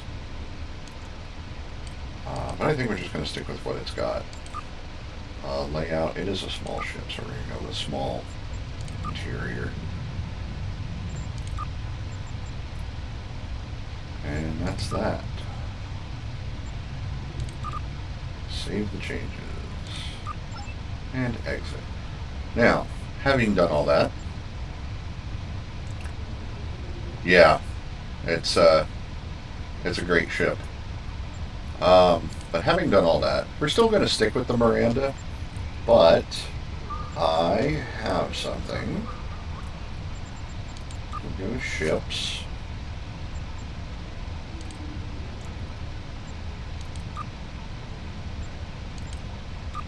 Filter out the ones that are not purchased.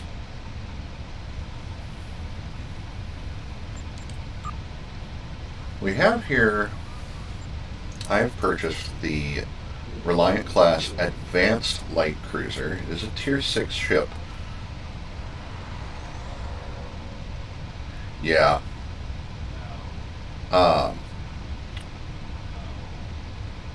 This Tier 6 ship, I can actually jump into right now.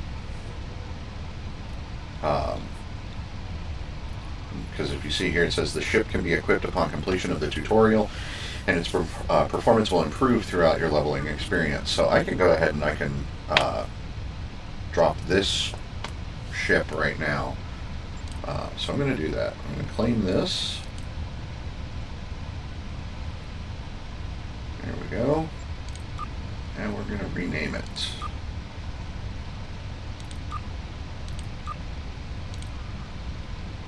Oh, you know what? I liked that. That popped up. We're gonna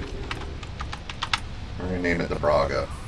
That's named after Brandon Braga, one of the producers for Star Trek, and also one of the producers for the newer version of Cosmos, which was hosted and presented by Dr. Neil deGrasse Tyson. So if you saw that, that was something Brandon Braga was heavily involved in. So we're going to bring in the USS Braga. And I am going to, after I set it as my active ship, go to manage ships, set the Braga.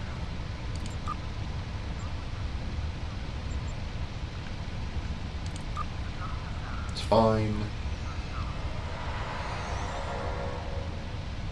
And we're ready the Braga. So, let's see here. Got this here tactical console we're going to throw on. Did that go into the Carlisle? No. Where is it?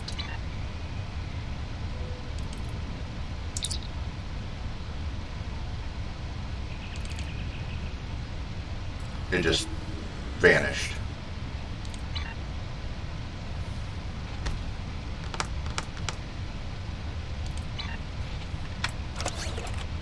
Awesome. My brand new console just disappeared.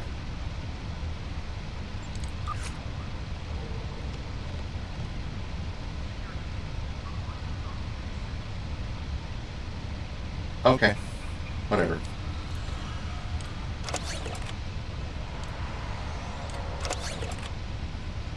Nothing seems to be equipping to my new ship. It all just seems to be disappearing. That's fantastic. So I'm going to stop doing that. Okay. And yeah, we're going to set that to the Miranda as well.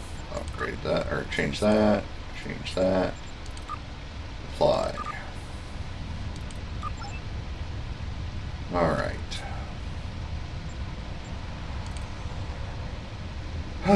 So we're going to pick up our first episode here. We have a diplomatic mission for you. An important Vulcan ambassador is traveling from his homeworld to the monastery at Pajem. Capturing the ambassador would be a major coup for the Klingons or Orions, so we're assigning you to make sure everything goes smoothly. You are to escort Ambassador Soketh to Pajem. Please meet him at Vulcan. Once you locate him, speak with him about the transport mission.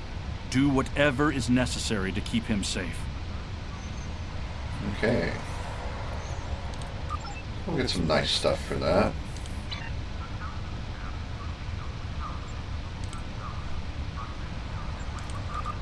We'll beam up to the ship. Hopefully, if I change zones here, that might fix my problem. And some of that stuff will just suddenly appear. It'll either reappear in my inventory or it will appear on my ship. We'll see.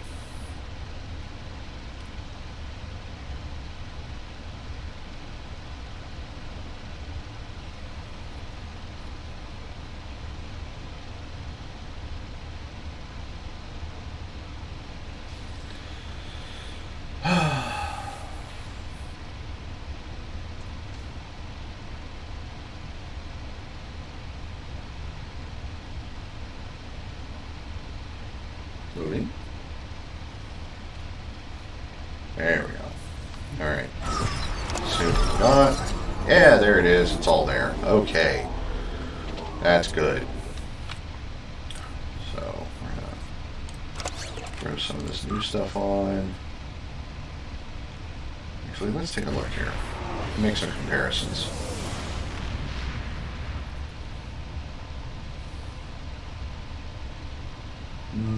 The flight turn rate on hyper impulse engines is better.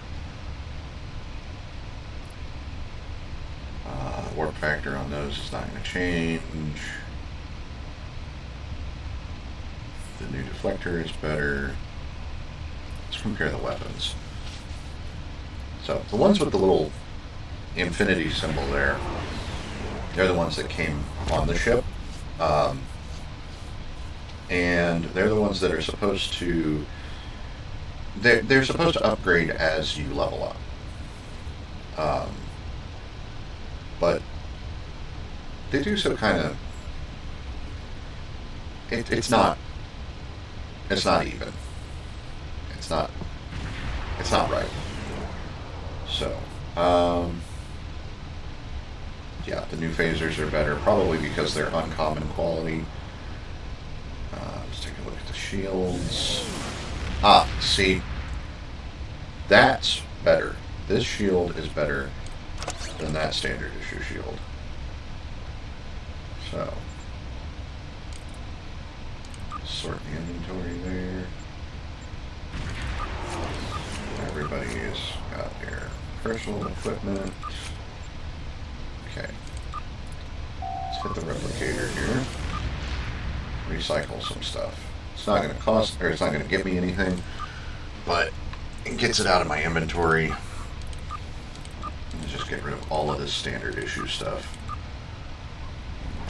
I could go with the phaser dual beam bank up front, but I kind of like the idea of having the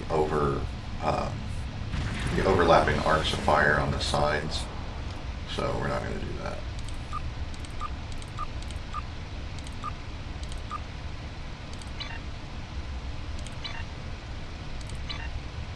Here we go. Take us out. Oh, I really should be taking my break right now and go get myself a sandwich for quick lunch. My friend sacrificed so much to secure peace with the Klingons. I bear the responsibility for the consequences to him and his crew, a thought that troubles me to this day. The hope was that this alliance would last forever. It did not. The Klingons have chosen war. The Federation is doing its utmost to protect its borders and the billions of innocents who call this space home. But I fear that this conflict may be our undoing.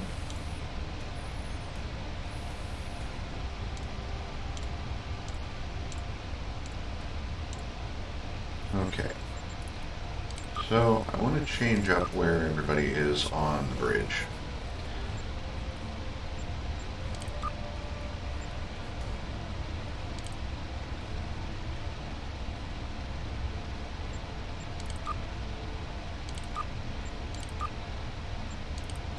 Actually, I want to put her at the science station. And then when I pick up more bridge officers, they'll go in the other spots.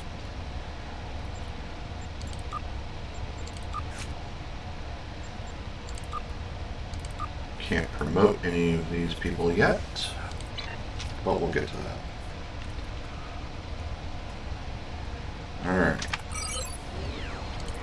Set course for the Vulcan system.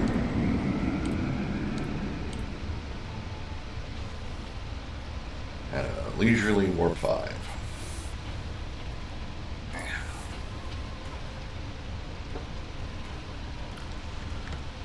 Okay.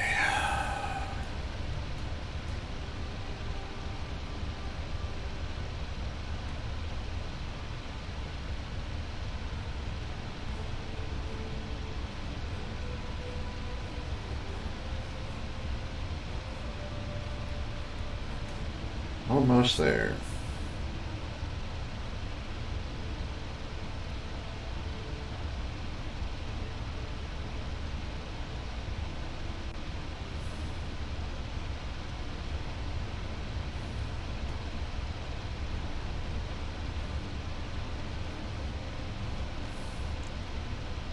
Okay.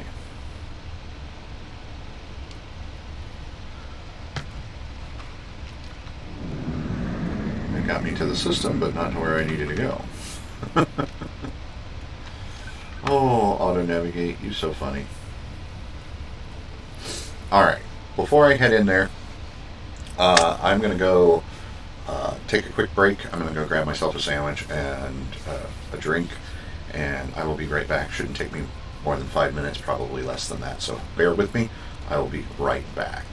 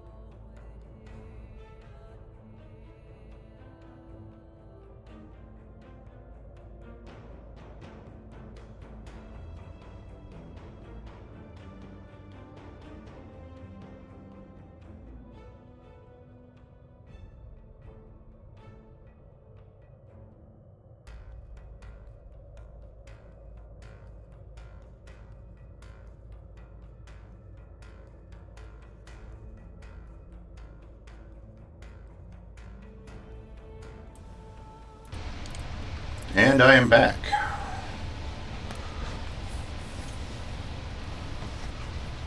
Alright.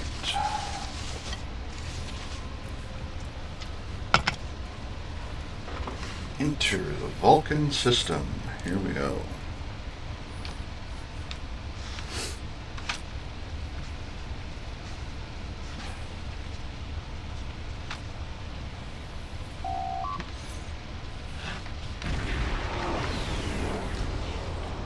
And now all the voice acting goes away.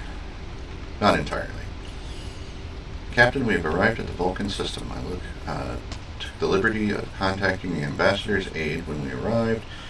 Tapela says that the ambassador has certain arrangements that he prefers when traveling. She would like to go over them with you. Would you like me to put her on the main view screen? On screen. Greetings. Thank you for agreeing to escort the ambassador to Pajem. Ambassador Soketh is currently attending a ritual to honor the end of the Kalrek holiday. He will be done soon, but the ambassador is hesitant to use transporter technology. His bias against the transporters is not logical, but I have come to accept it. I believe that Soketh would be much more comfortable traveling by shuttlecraft. I have received clearance for you to land near the ambassador's location. I look forward to meeting you in person.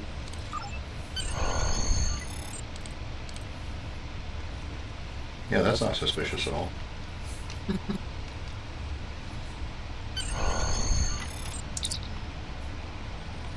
We're ready to land on Vulcan, sir. When you are ready to make our final approach, let me know.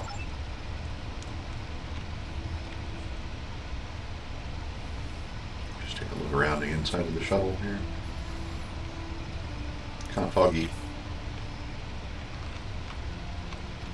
Also, I get the feeling we're not actually inside. Like, this doesn't look like the inside of a shuttlecraft. This looks like the inside of a runabout.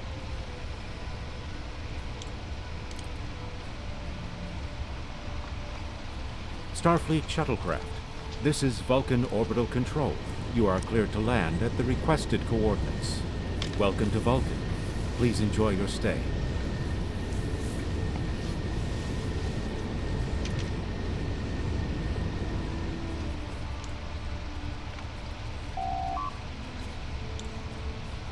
The ambassador and his aide are waiting for you at the temple at the top of this rise.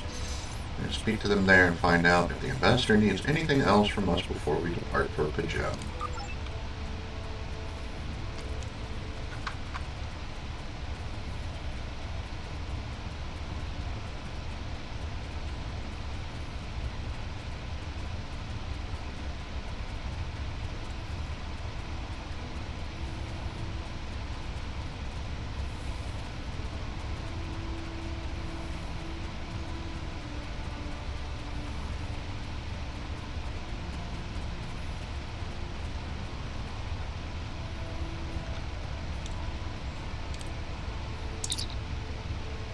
Welcome to Vulcan.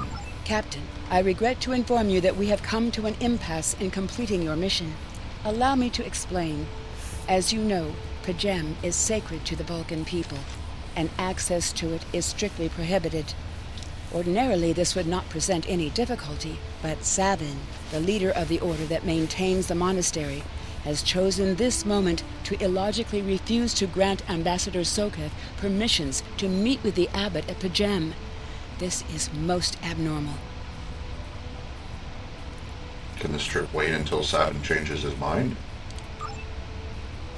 The ambassador has considered going to the council to request that they overrule Savin, but the process will take time that he simply does not have. If the ambassador is unable to complete his journey to Pajem now, he will have to delay it until after the trade conference at Coridan is complete, and that could take weeks. I wonder why Savin won't grant the ambassador permission. The ambassador, I'm afraid, has spent too much time off-world. I have seen it change him. His interactions with other species have grown easier over the years, but our own people have become more challenging for him to deal with. Perhaps you could speak to Savin.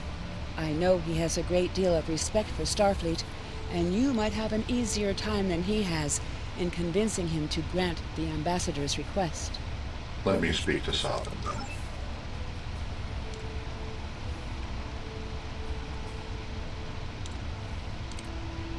Peace and long life.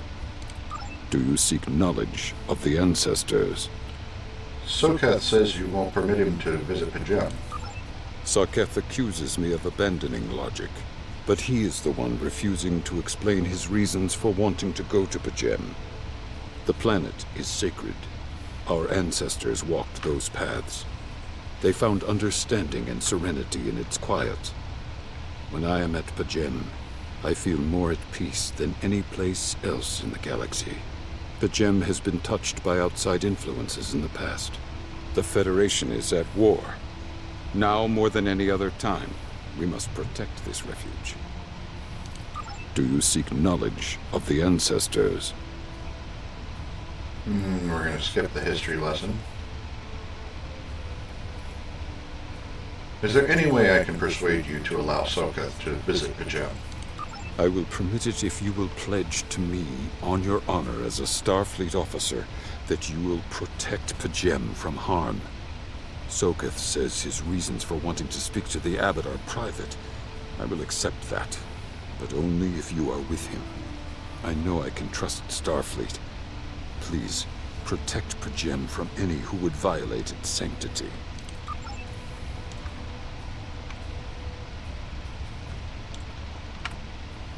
Welcome to Vulcan. So just on that voice alone, if you don't hate this guy and you don't know what his deal is, you should. Do you have any questions? I've spoken to Seven. We can leave for Pajem now. Excellent. Our departure has been delayed long enough by the whims of one man. I am prepared for the journey and can leave immediately. Let's go.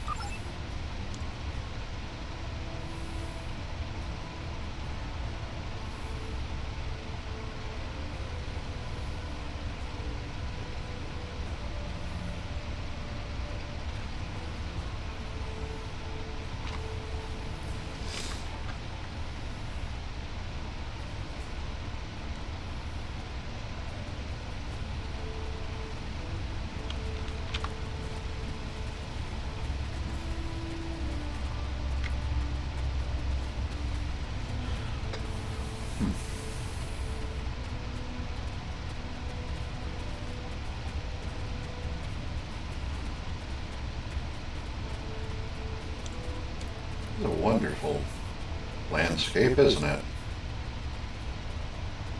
They're rocky and barren, but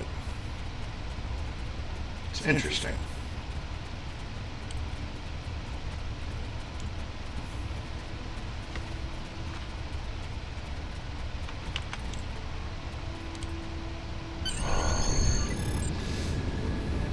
Starfleet shuttlecraft, we have logged your flight trajectory, and you are cleared for departure. Live long and prosper.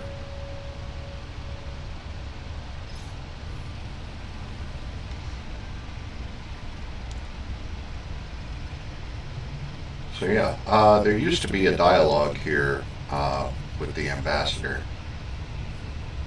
which is why it pops you into this spot. It would have taken a lot of coding work to pull this extra scene out. So they just dropped the dialogue from it.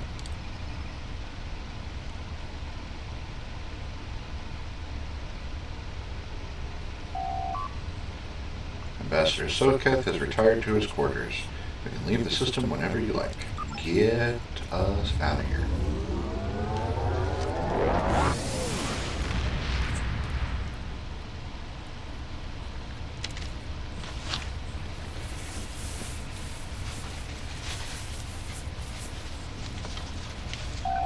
Your inventory has a replicator that will allow you to buy and sell items. Press I to open your inventory. It's more tutorial stuff.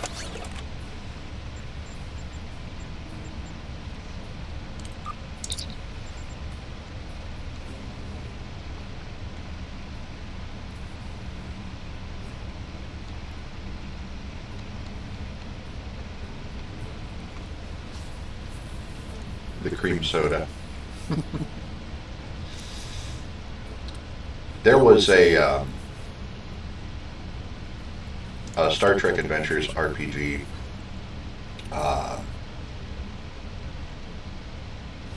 that was live streamed here on Twitch, and it was what was it called? Shield of Tomorrow. And one of the players in that game, Bonnie Gordon, her character was a Bajoran engineering officer. she was raised by humans, and she had developed this thing for cream soda. She loved cream soda, and it's because Bonnie Gordon loves cream soda, and it just became so much of a thing. So cream soda was they worked. That group worked closely with Modiphius Publishing, who published the Star Trek Adventures RPG, and they also worked closely with the people for Star Trek Online. And yeah, they one of the changes that was made on Star Trek Online because of that group was they introduced cream soda as a consumable into the game.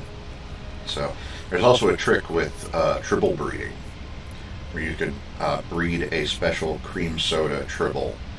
And they made a cream soda tribble toy, a stuffed toy, and they gifted Bonnie the first one.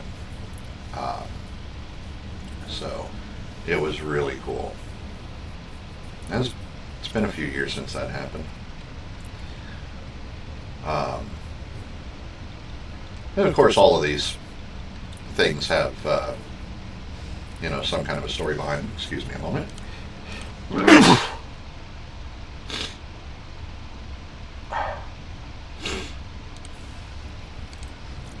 Big sneeze there. But yeah, these are all foods that were referenced, some more than others, in various series. The Bajoran Hosperat, of course, was referenced quite often on Deep Space Nine. Kaba juice was also referenced a few times. The Deca tea, the Mappa bread, banana pancakes was a particular reference. Coffee. Janeway's got to have her coffee. Earl Grey tea. You know who that is. Feline Supplement 74. It's for Spot. Data's cat. Ferengi snail juice. Field rations. Everybody knows field rations. Haggis. Montgomery Scott. Hot chocolate.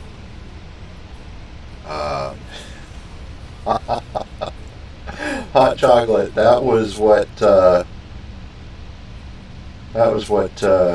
Sonia Gomez spilled on Captain Picard in engineering in one episode of Next Generation.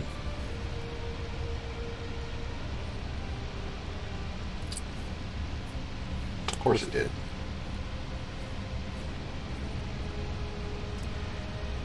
Welcome back. I have no idea what happened there. Stream just disconnected on me in the middle of my sentence. Oh, having a wonderful day. But the hot chocolate, the hot chocolate was what Sonia Gomez spilled on Captain Picard in engineering in an episode of Next Gen. So that was funny. Jambalaya, because Ben Sisko, and New Orleans.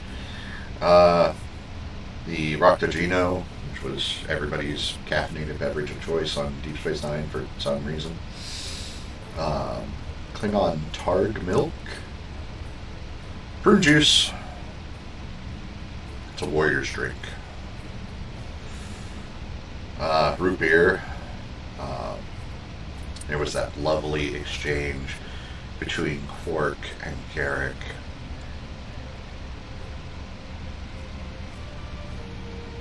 What were some of the words that were used to describe it? Vile, revolting, something, But Quark used it as an analogy for the Federation. It's so coy and bubbly, and it grows on you. After a while, you just begin to like it. It's insidious. That was a great scene. So late in the series history. spring wine, Synthale. Everybody knows Synthale.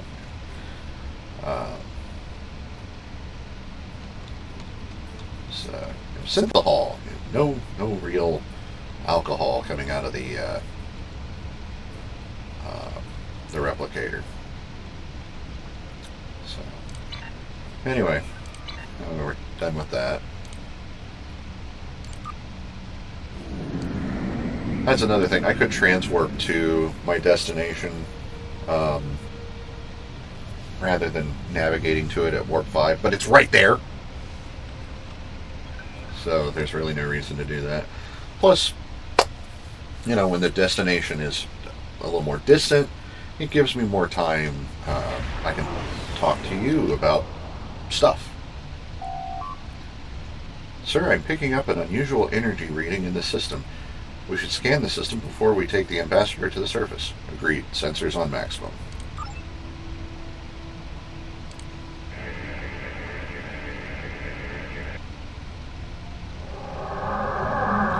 Klingon ships decloaking, sir. They look like Burrell class bird of prey. This is Captain Katak to all Klingon vessels. Target their warp drive. There will be no escaping our vengeance this time. Well, that's not very nice. Prepare a torpedo for them. Ship is under attack. Target's shields have failed.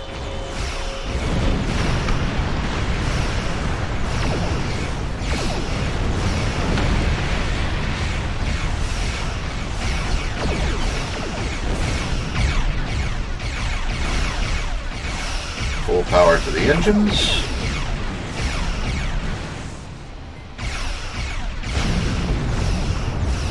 Show them the maneuverability of this little escort ship.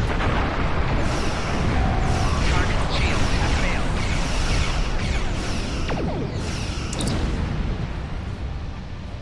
Got him. Captain, we are being hailed by the Klingons. On screen. Cease your fire, Captain! Perhaps today is a day for words. My fellow captains were blinded by our vengeance toward the shapeshifter aboard your vessel. They have died with honor. But if I am to die this day, then I would prefer to regale the halls of Strovalkor with the tale of that foul creature's death. Shapeshifter? Ha! So even the mighty Federation has been fooled by the beast. Your guest from Vulcan is not as he or she seems, Captain. They are an Undine. They put on a false face and try to control us. But we Klingons know better. We will hunt them down until the last of these honorless dogs die screaming.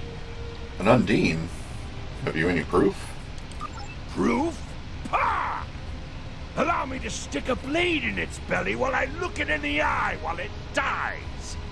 That should be proof enough, even for Starfleet. I'll take that into consideration. If you wish the honor of the kill yourself, then it is yours to have. So long as the Undine dies, I will meet my death with eyes wide open and victory in my heart. I await your decision. Close hailing frequencies.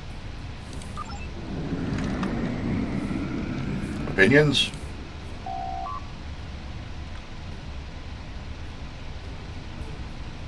Captain, sensor scans indicate that Klingon vessels' warp drive, shields, and weapon systems are all offline. I don't think they have impulse power. Whatever you decide to do, they can't really do much about it. Science. The Undine are a species that was first encountered by the crew of the USS Voyager. They cataloged them as species 8472. As the Klingon commander indicated, they are indeed capable of changing shape. Additionally, they possess telepathic abilities that aid them in infiltrating the cultures of other species. So Ambassador Soketh could be one. I'm afraid that is a conclusion we cannot rule out, Captain. I could conduct a test to determine if the ambassador is who he claims to be. Unfortunately, that would violate his ambassadorial immunity. Tactical. The Undine are physically superior to humans and consider everyone from our dimension to be an inferior life form. Their vessels are more than a match for the Borg. They represent a great threat to Starfleet. Where is Ambassador Soketh now? The Ambassador is still in his quarters. Sir, I recommend sending a security detail to detain the Ambassador until we're certain of his identity. Sound precaution. Agreed. Engineering. The Undine come from a dimension known as fluidic space. They use quantum singularities to move into ours. I'm afraid much of their technology still remains a mystery to us, but one thing is certain. It is not to be underestimated. So why use a Starfleet vessel? That I can't say, Captain, but as the Undine are virtually unknown to the Beta Quadrant, my guess is they're here aiming to conceal their presence. My guess is they are aiming to conceal their presence here. And the Klingons? What the Klingons are saying could be true, Captain. If the Undine are in the Beta Quadrant, it might just be that the Klingons sniffed them out before us. In this case, the enemy of my enemy is my friend. The Klingon vessel is awaiting your response, Captain. Call the Ambassador to the bridge and open a channel to the Klingon vessel. Let's settle this. My patience is growing thin, Captain. If you lack the stomach to slay the beast aboard your vessel, then any Klingon here would gladly do it for you. I'd hate for you to stain that pretty Starfleet uniform with Undine blood.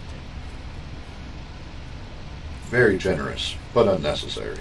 Then the beast is slain? Makar! Very good. Perhaps you've the heart of a warrior after all.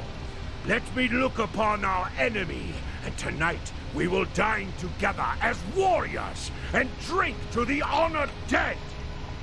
I present Ambassador Soketh. Captain, I take my meditations very seriously. Why have I been summoned to the bridge? Accused? Meet your accuser. Alive? You're a fool, Captain! Strike now before it's too late! Not without proof, Katak. You want proof? Then lower your shields and allow me to beam over.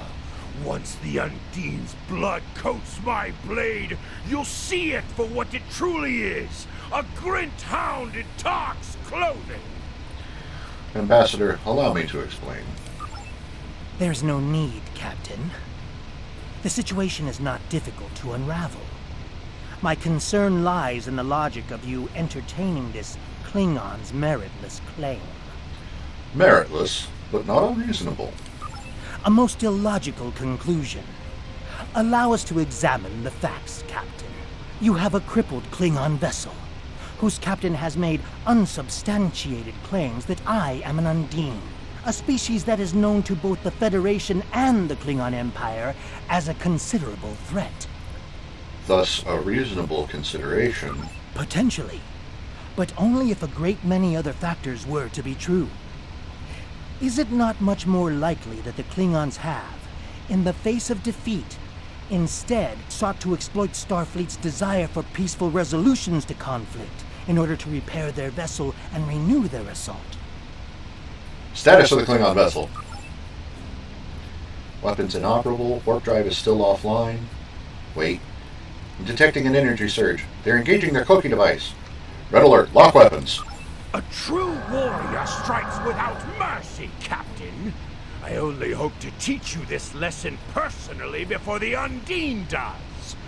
We may not be able to best your vessel, but a Klingon knows many roads to victory.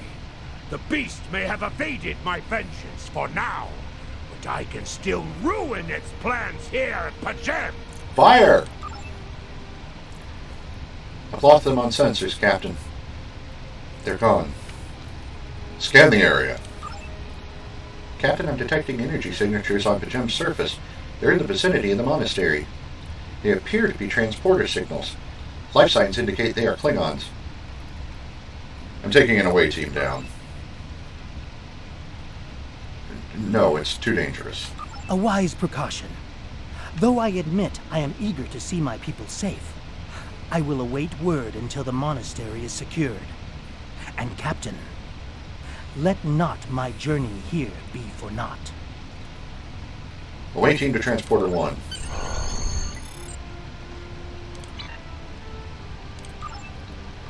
Flores, Zarva, Coles, to Brel.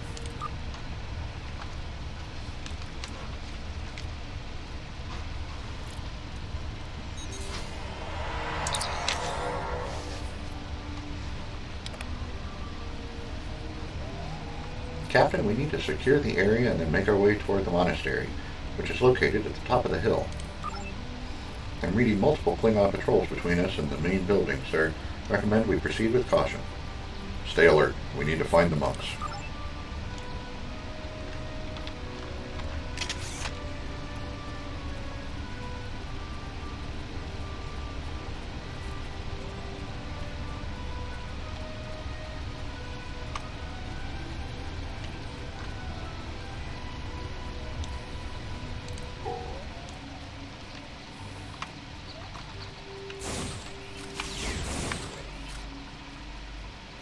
White Klingon.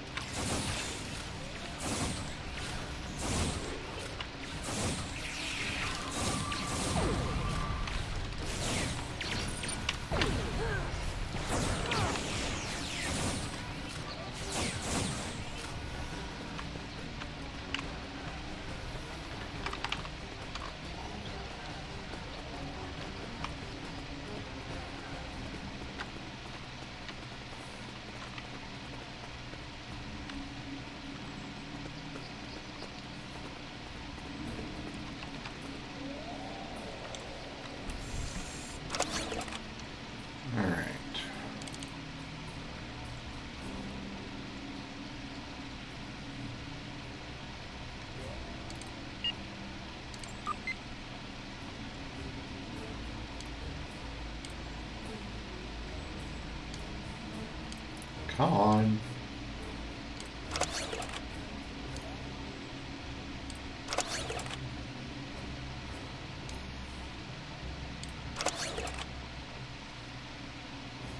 Oh, that's different.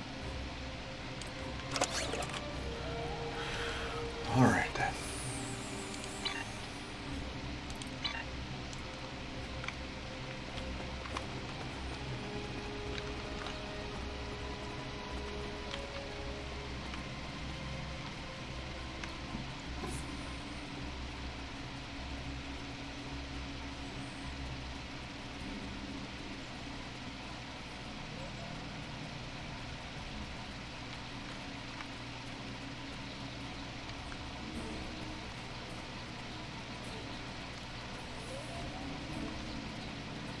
Okay, before I go up there, I want to search around the area. Ooh. Enemy targets on sensor.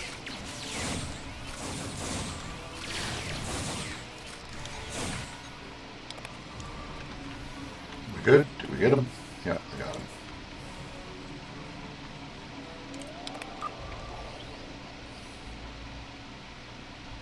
Okay, I don't want to answer that message yet.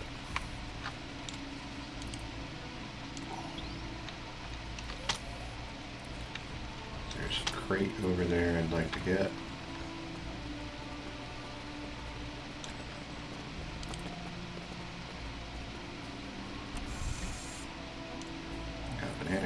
Got banana pancakes. Don't know why that was hard to say. And some Rock de Gino.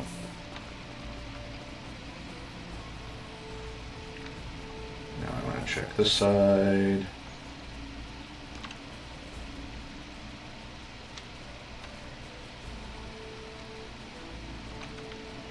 No. Okay.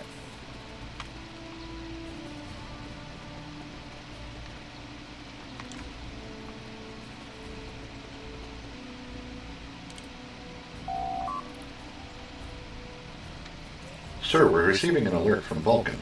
Tapella says she must speak to you immediately. I'll patch her through to your tricorder. I have terrible news. Vulcan security forces have discovered the body of Ambassador Soketh. They have determined that he was killed by a phaser blast at short range. His remains were discovered in a stasis chamber hidden in a cavern beneath the Ambassador's residence. The Ambassador on your ship, the one that I have been working for, is an imposter. You need to be very careful.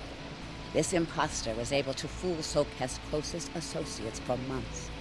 He is crafty and very patient. Now that he has been discovered, he will be dangerous. Uh-oh, turns out the Klingons were right. Captain, security teams have reached Ambassador Soketh's quarters, but he's gone. They're searching the ship, but... Sir, unauthorized use of the transporter is detected. The Vulcan government is requesting that the imposter Soketh be detained and returned to Vulcan for questioning. Sir, whomever used the transporter, erase the logs, but I have a feeling that the imposter is on the planet's surface. I recommend we locate him immediately. We'll find him. Yeah, we'll find him because he comes right to us. Such emotion on your face. I see now my deception has been exposed. Pity. Capturing the abbot so we could replace him as well would have been beneficial. But we are strong. We will prevail. You are weak, and the weak shall perish.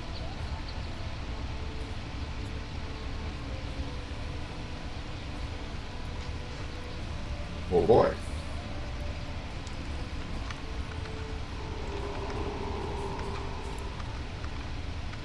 Shoot him. Shoot him a lot.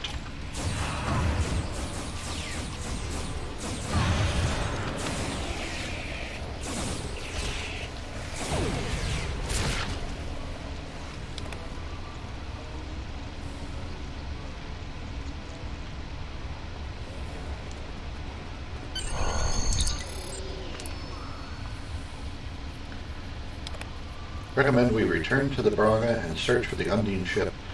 We need to find the Undine and take it back to Starfleet.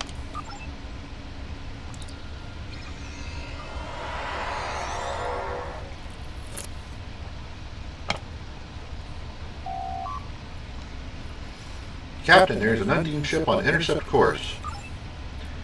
Sir, the Braga doesn't have the armaments to handle an Undine attack. Starfleet reports that it is sending ships to assist us, but they are about 60 seconds out. We have to hold out until the reinforcements get here, Captain. If we target their torpedoes, we might have a chance. Warning. Ship is under attack. Target's shields have failed. Oh, that hurt.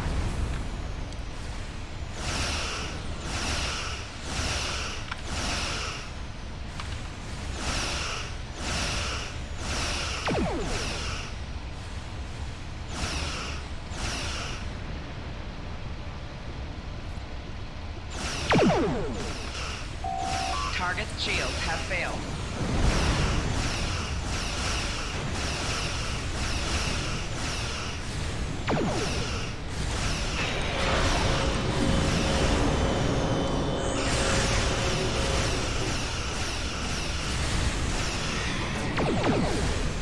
Target's shields have failed.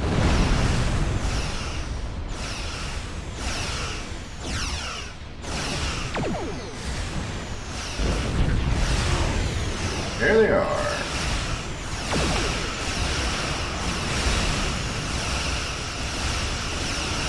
So we've got the USS Challenger, the Texas, the Kirk, the Tarev, and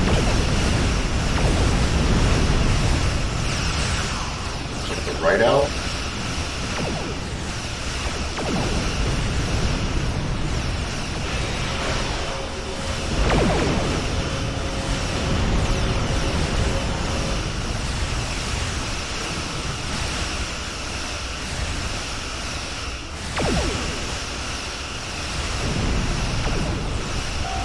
Target's shields have failed.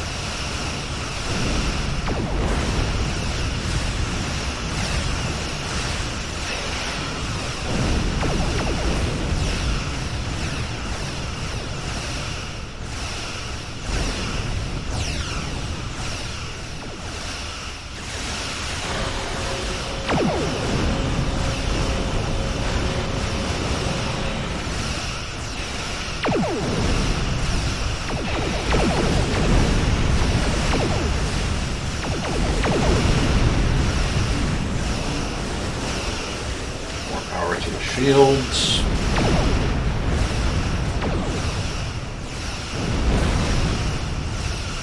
This fight does tend to take a little while.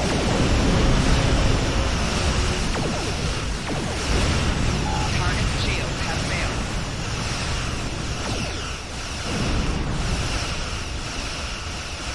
Hitting them all from all directions like this, though, really helps keeping their shields down.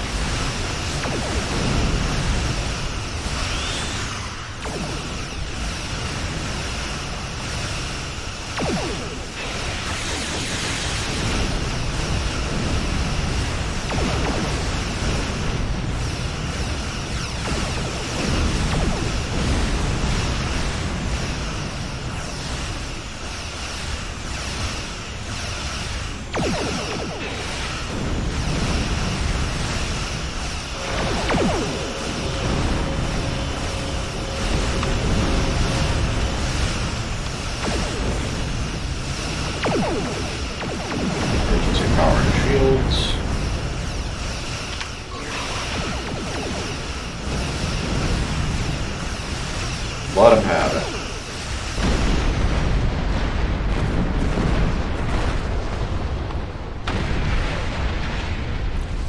Scan the debris field.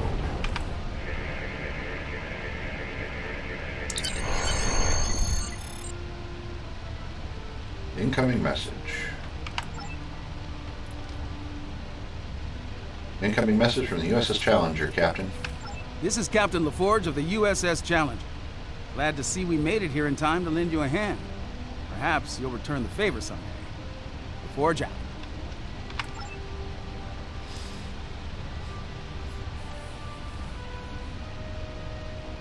Sir, we've recovered the final data transmission from the Undine vessel, as well as samples of the organic material that was used to create the ship.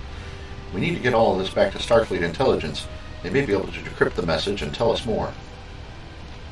Alright, let's get out of here. Zoom. Off we go.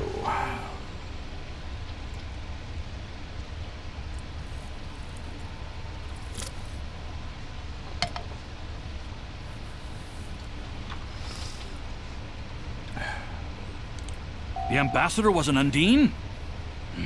I'm afraid their infiltration of the Federation goes much deeper than we realized. Who knows what kind of havoc they could create? Congratulations, Lieutenant. You have just earned your first skill points. Skill points. So I am a science officer. I'm going to go with shield restoration. Also get a ground point.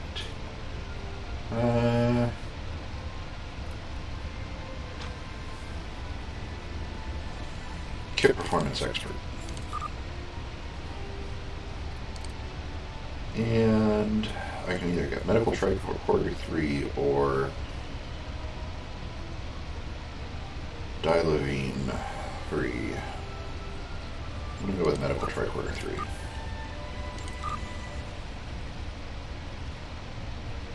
Can now provide training in Medical Tricorder 3.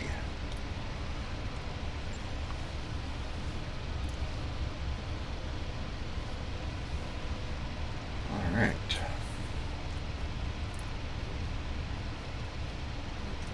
I would like to head back to Earth Space Dock. I'm going to make some modifications to my uniform.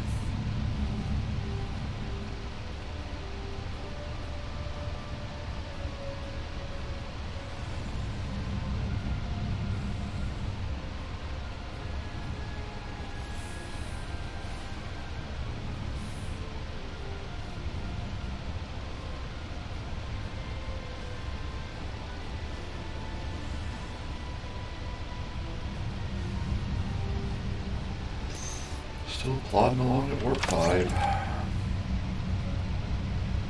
I have a better shield. Also have one for Flores.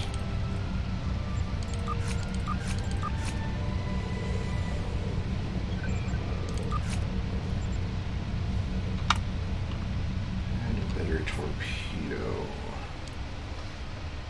Put that up front. Put this one at the back. Discard that one.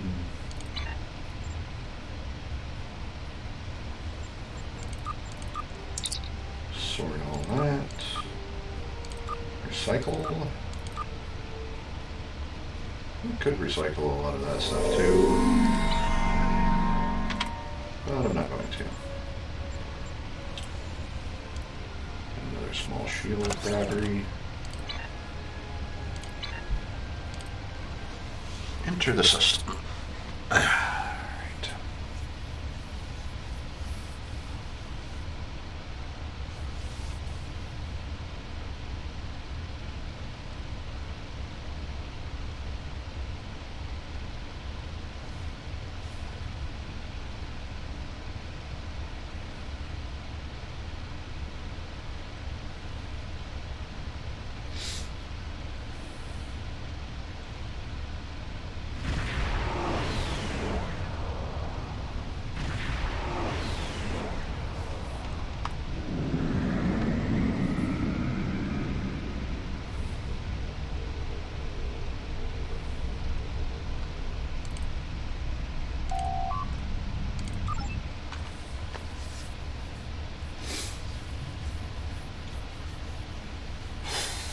Got about an hour.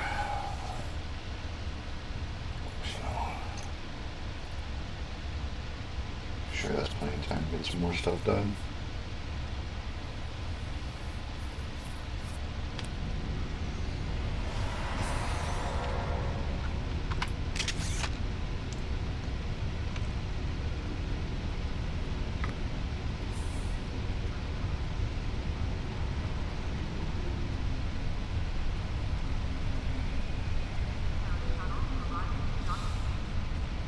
Taylor is over here in requisitions.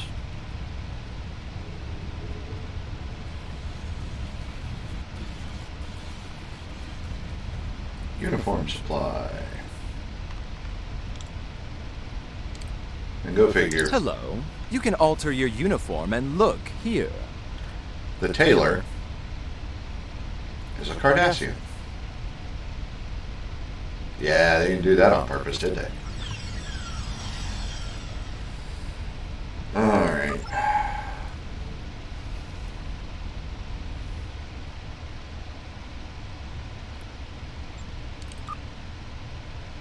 Modify the old uniform.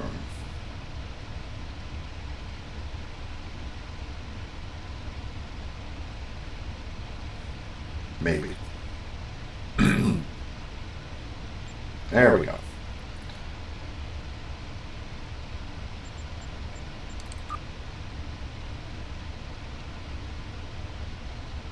Uniform changes. I'm not changing the type of uniform. I'm keeping the Odyssey uniform here. What I am doing is changing some of the colors. So I am captain now. I should be, command red across there. And it does seem that with these uniforms, the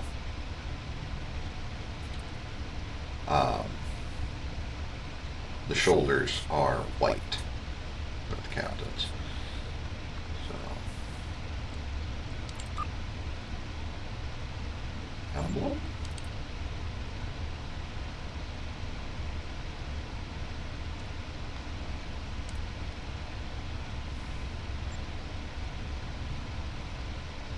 I don't see an emblem.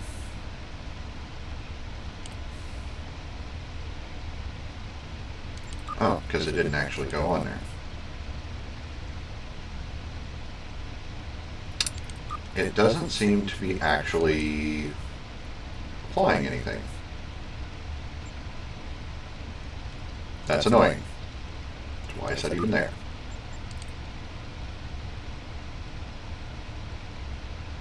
I can put on the Klingon warrior sash.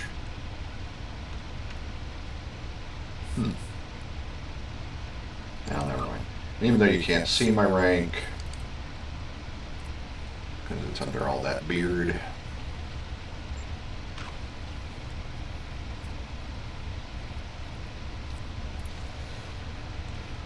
Okay.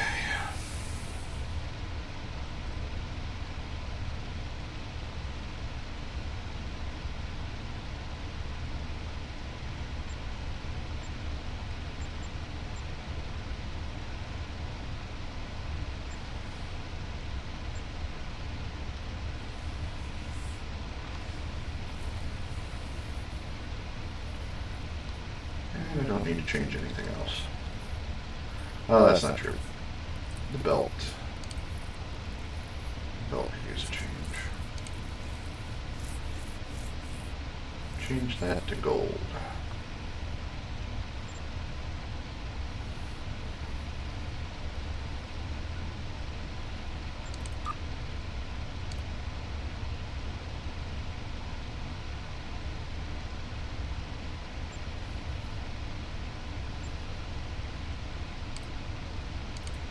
Yeah, it says 6 foot, but I don't think I've been running around here at 6 foot.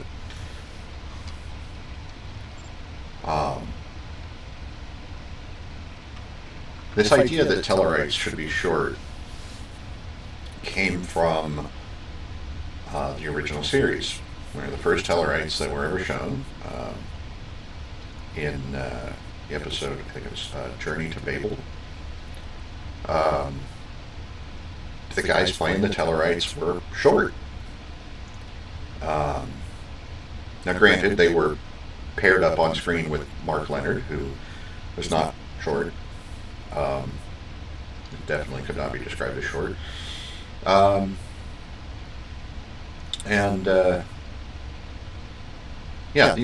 Those guys were really short. So that gave Tellarites this appearance that they should be short. This has been reinforced in a couple of different things here and there, but if you really pay attention, in all of the different series, every time you see a Tellarite, they're usually in the background. And Enterprise also kept up with that. They cast short people to play Tellarites as well.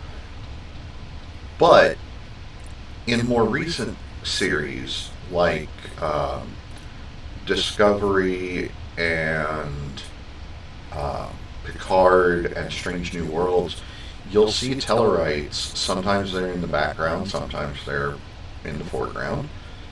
They're, very occasionally they are part of the scene, an active part of the scene. They're not so short.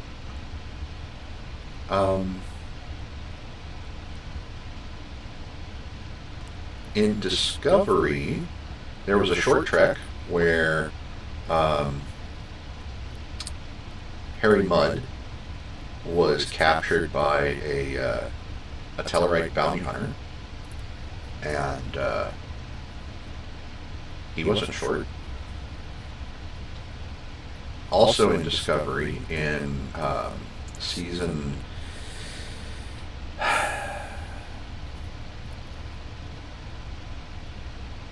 can't remember if it was season 3 or season 4, but where Tilly takes the job at Starfleet Academy as an instructor. She gets that first group of cadets, and one of them was a Tellarite. He wasn't short.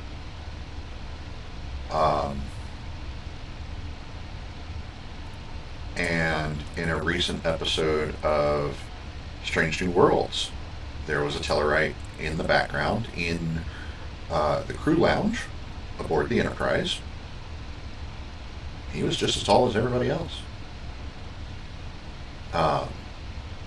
So I don't necessarily agree with this depiction that Tellarites should have to be short. Oh, and another short Tellarite example was in Star Trek Prodigy. What's his name? One of the main characters, Jankum Pog. Jankum is short, heavy built. I don't have a problem with the stocky build idea for the Tellarites. But this idea that they have to be short, they have to be stout as well as stocky, I don't necessarily agree with that concept. I think that Tellarites, I think their heights are just as varied as for humans. It just seems to fit better. I don't remember reading anything about Tellar Prime like having like a much stronger gravity, and having a stronger gravity doesn't necessarily equate to the species being shorter. Look at Vulcans. The planet Vulcan has a higher gravity than that of Earth. Vulcans are just as tall as humans. So it doesn't necessarily line up to me. I don't know. Anyway, that's enough about that. There's enough faffing about with the uniform shenanigans. Their uniforms all look good. I want to make sure. Yeah, he's got command. She's got science.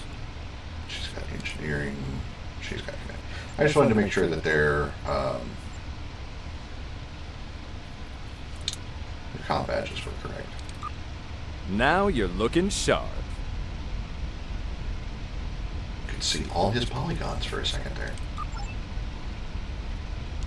Alright, somebody rocking the Terran uniform there. Kind of neat. There's a couple. There was actually 2 different Terran uniforms here. If you look,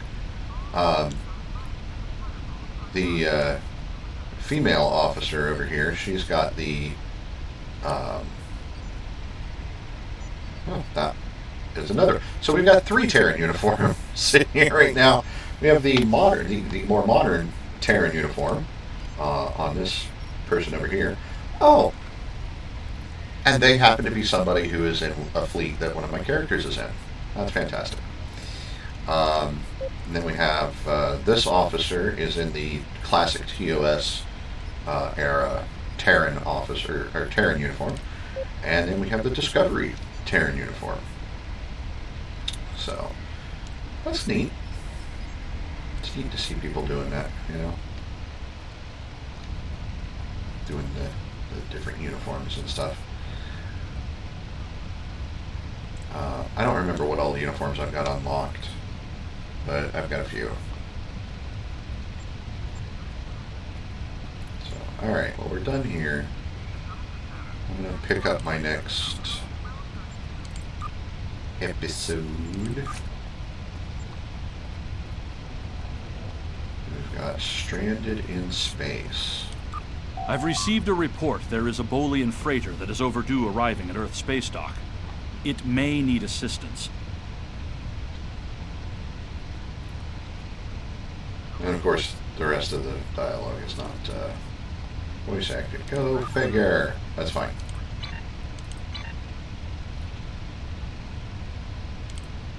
So I'm going to go ahead and hit the transport button here.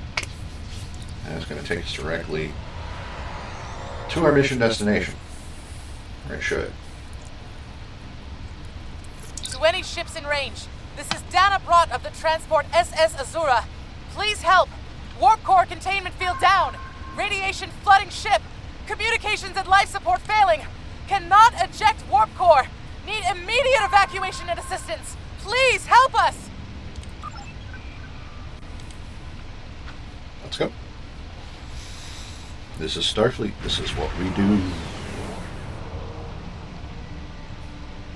To any ships in range, this is Dana Brott of the transport SS Azura. Please help. We're being pursued by Orion raiders. Crew injured. Taking heavy fire. Dropping out of warp near your coordinates. Need immediate evacuation and assistance. Please help us.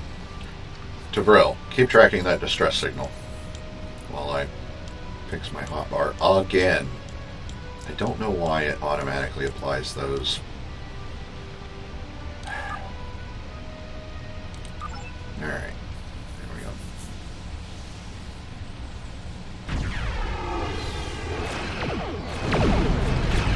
Yep, those are Orions, alright.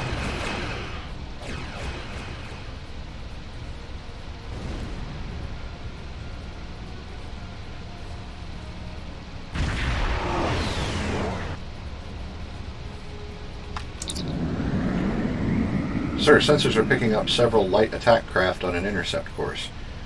We will need to deal with them before we can render aid to the SS Azura. Full power to shields. Helm, take us in range. I do mean that. Full power to shields. Warning. Ship is under attack. Target's shields have failed.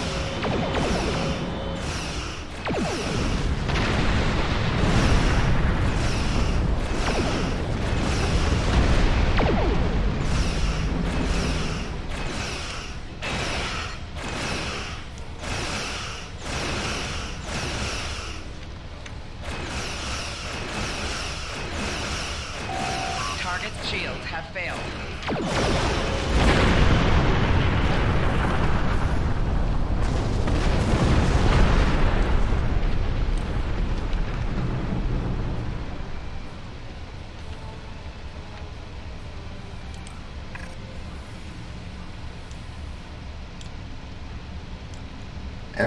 Everything is wrong. Everything is wrong on my hotbar.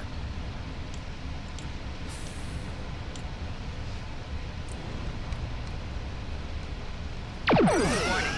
Ship is under attack. That's my evasive maneuvers. Target's shields have failed.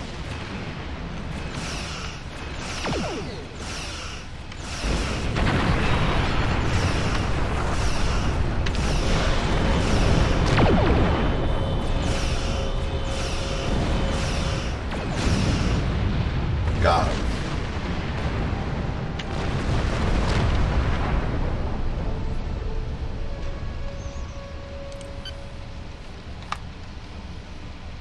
Scan the Azura.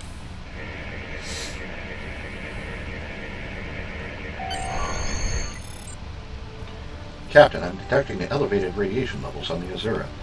I've alerted the transporter chief of the situation. She can brief you before you beam over to the Azura. Away team, report to the transporter room.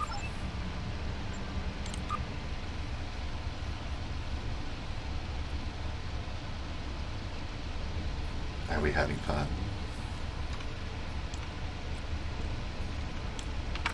Captain, I'm concerned about the radiation on the Azura. She might have some damage to the warp core, but our sensors can't pick up enough to determine exactly what you'll find over there. I'm sure I can send you and the away team to the ship safely, but getting you back might be a problem until the Azura's critical damage is repaired. Step on the transporter pad when you're ready to go, and be careful, sir. Try to keep a lock on us and prepare to transport survivors.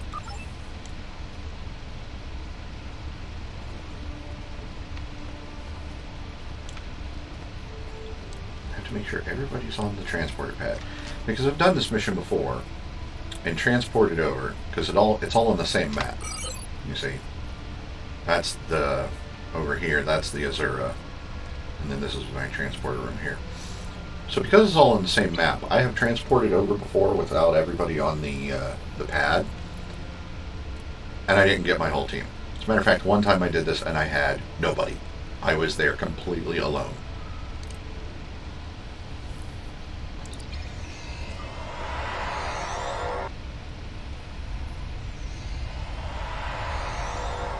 Okay, make sure they're all here.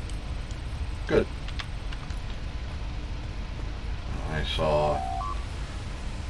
Sir, I'm picking up multiple life signs. Some of them are the Azura captain and crew, but the rest are Orion. Plasma leaks are blocking our path to the survivors. We will need to use consoles to safely vent the plasma. Rescuing survivors is our top priority.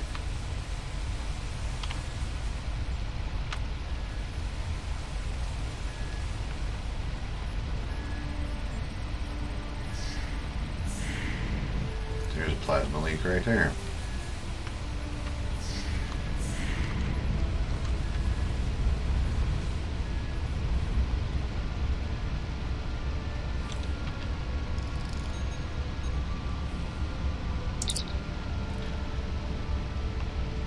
Patient is showing signs of radiation poisoning. A hypospray of ironolin will take care of the symptoms, but she will need to spend a few days in sick bay.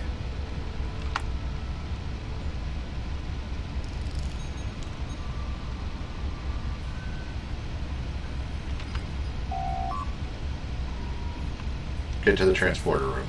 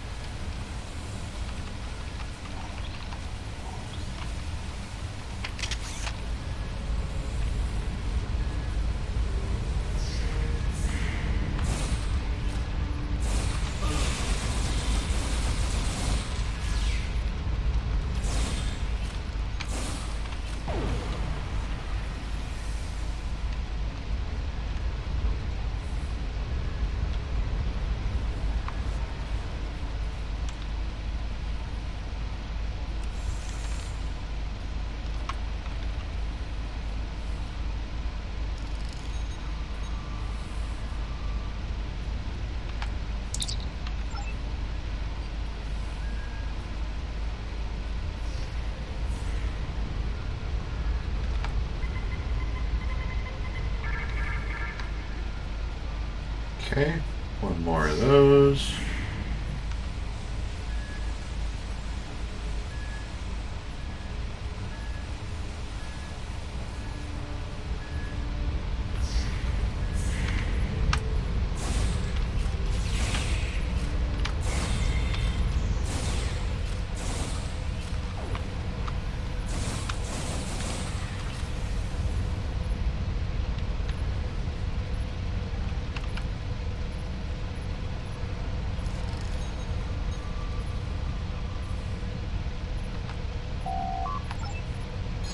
Alright, get out of here.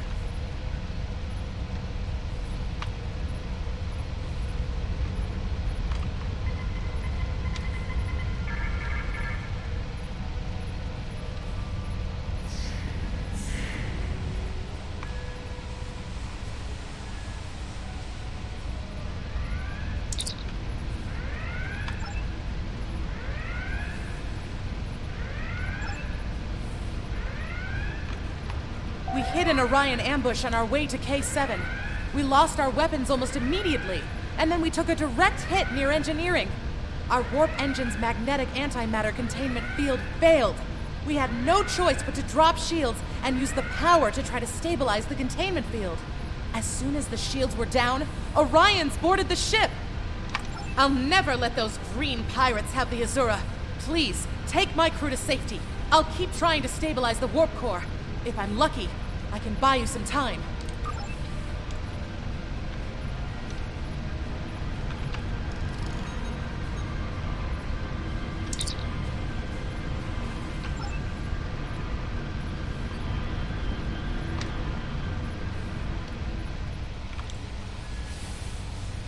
And then another twist in the story.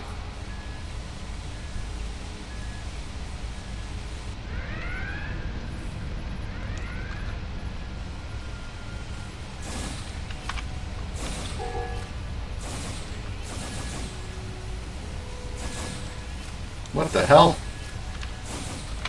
It is no surprise that the cowardly Orions cannot even handle raiding a freighter. I think I might be having connection issues.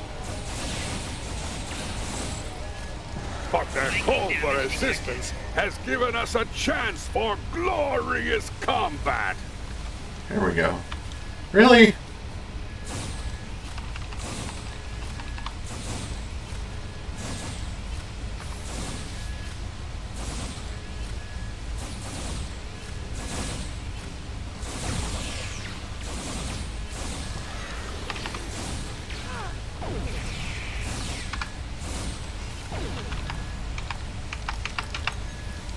I would like to take the items, please. Captain, there must be a cloaked Klingon vessel in the area. We should alert the ship. Yeah, do that.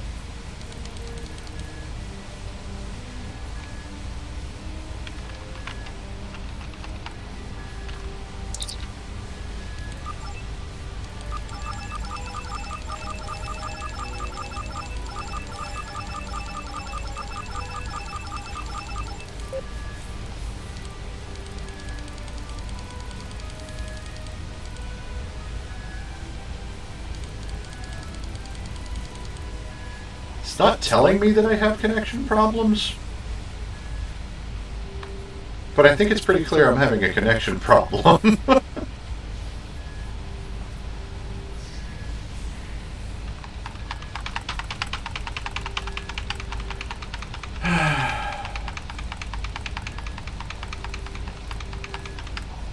course, it could be a bug with the mission itself.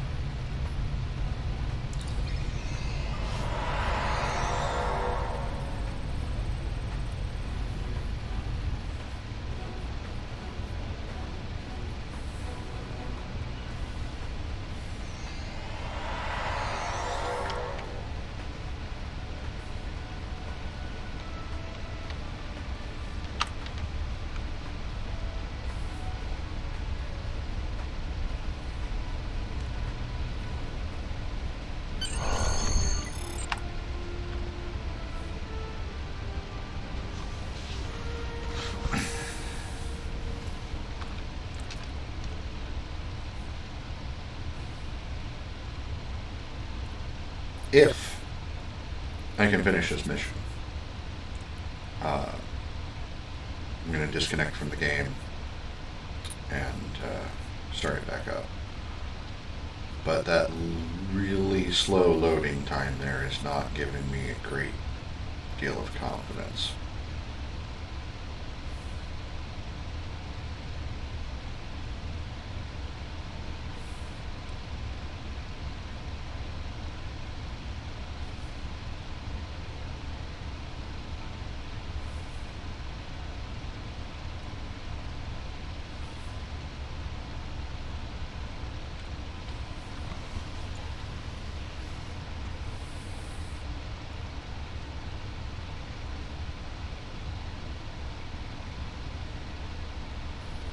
Stream disconnected earlier. Twice. The stream has disconnected twice. This stream alone. I actually did disconnect from the game during one of those stream disconnects, so that was the internet just as a whole just decided to crap on me.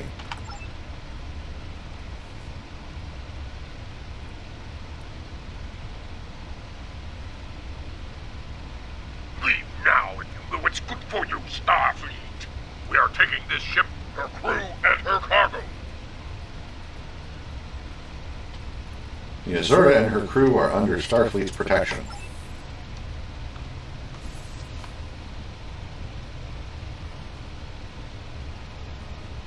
This combat's really going to hurt.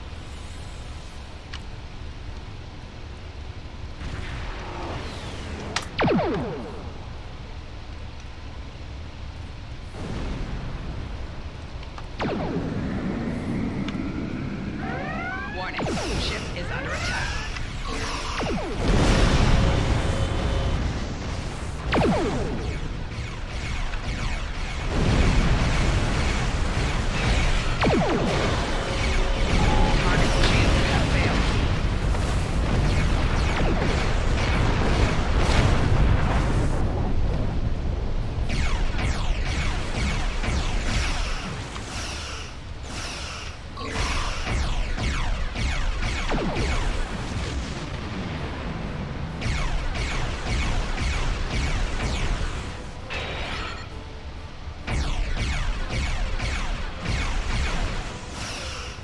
Target's shields have failed.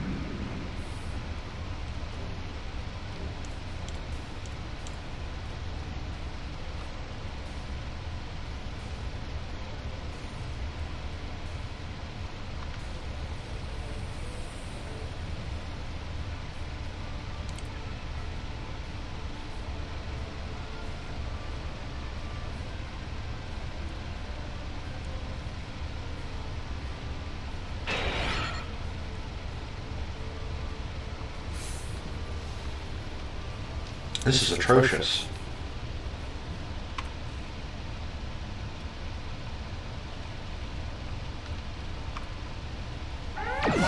Ship is under attack.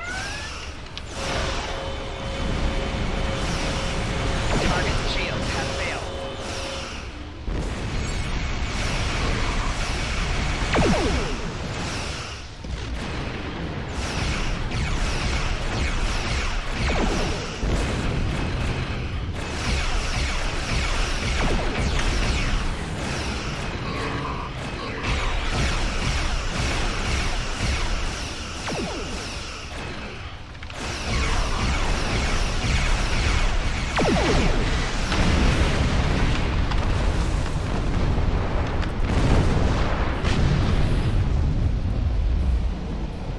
Okay, it looks like things are actually happening where they're supposed to happen.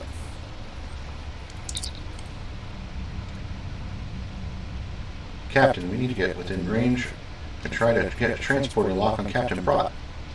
We'll save Captain Brott. Attempting to get a transporter lock on Captain Brott, sir. Boosting containment. Okay, so my stream disconnected again. We cover, Captain. So it's just one or the other.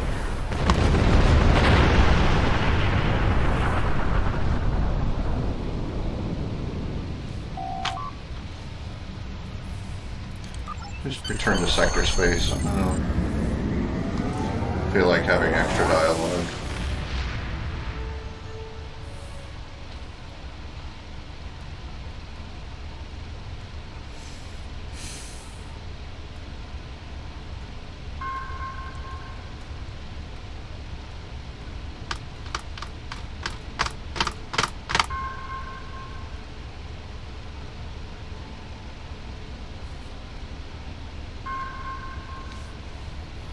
I don't know what's going on today. I have no idea what's going on.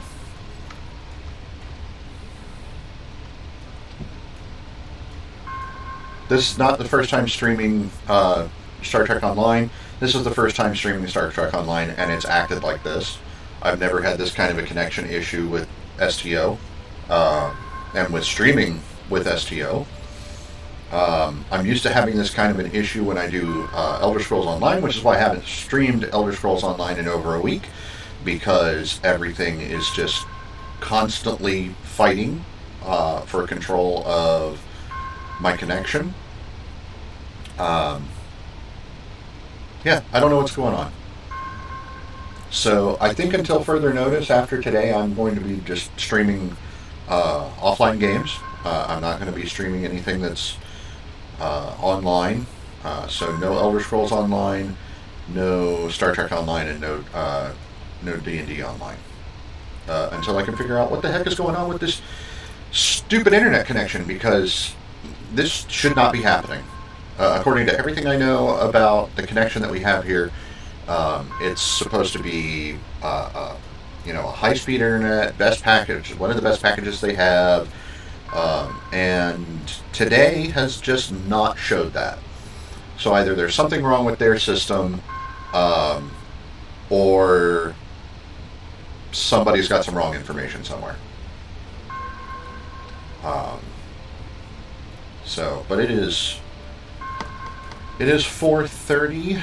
I would be going till 5 normally, but today I think I'm going to turn in this mission, and then I'm going to call it for the day. Well done. You saved that crew just in time. Congratulations, Lieutenant. Woo. Bump that up, which also gives me Bridge Officer Training Science Team 3. Cool.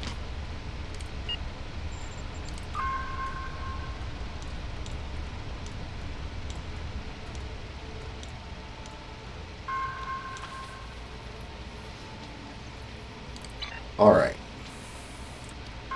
And I'm also going to head back in the direction of Earth Space Dock, because that beacon beeping over there is going to drive me nuts. So,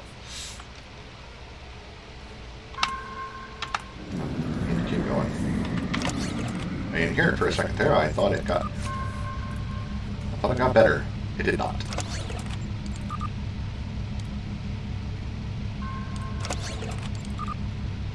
It seems we've got a plasma torpedo in the mix there, which is cool. I got another. Oh, that's my split beam rifle. Oh, I got a disruptor rifle, which is nice, and armor. Energy dampening armor is the best armor. That's my opinion. Don't take that for gospel.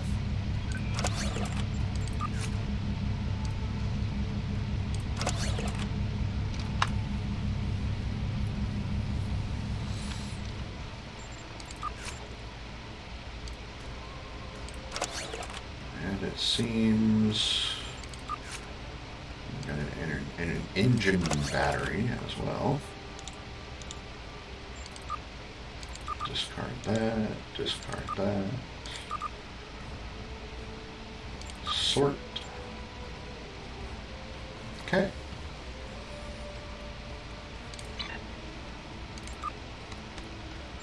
Got some dilithium. First dilithium on the character. Alright. I know the connection seems stable right now.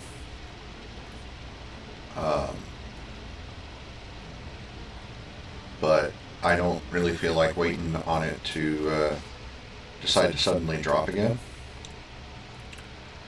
So I'm going to go ahead and call it for the day. Really sorry about the connection issues. I don't think the connection issues are going to show up in the recording. They shouldn't. And the recording of today's stream will be going up on... so there will be a replay of today's stream on my Twitch channel. The replay that I've recorded, I will be uploading to my YouTube channel, and that will be up probably sometime this evening. No, sometime tonight, I should say, not this evening, because that makes it sound like it's going to be up soon. It takes about 2 to 2.5 hours to get one of these 4-ish hour streams uploaded. Now, granted, I'm only looking at a recording of just over 3 hours, so it might go up a little bit faster than that, but we're still looking at about 2 hours for it to go up. So, but yeah, it'll go up on my YouTube channel. YouTube channel is linked on here on my Twitch profile, so go ahead and hit that. If you haven't already, go ahead and give me a follow here. If you go to my YouTube channel, subscribe there. Give me all the likes and all the love that you can there. Give me, whatever you can here. If you're feeling generous, as it says up in the corner, be over that way, up that way, that blue text over there. I do have a Patreon, so if you're feeling generous and you want to donate to me and the stream and the channel and all of that, you can go ahead and donate to my Patreon. I do only have one option on there right now because everything is new and I'm still getting everything set up. So, yeah. Anyway, the link to my Patreon is also here on my Twitch channel. So, and on my YouTube profile, I think it's linked on there as well. So, thank you very much for hanging out with me. I hope you enjoyed it. I'm sorry about the connection issues that I suffered through today. They don't happen all the time. Hopefully I can get that all sorted out, and they won't happen anymore. They'll happen none of the time. So, anyway, thank you very much. Hope to see you next time. A quick reminder also that my stream schedule is unchanged. It is Monday through Friday, 1 to 5 p.m. Eastern Time, Saturdays and Sundays, 6 to 10 or 11, depending on how I'm feeling that day. Will determine if I stream that extra hour or not.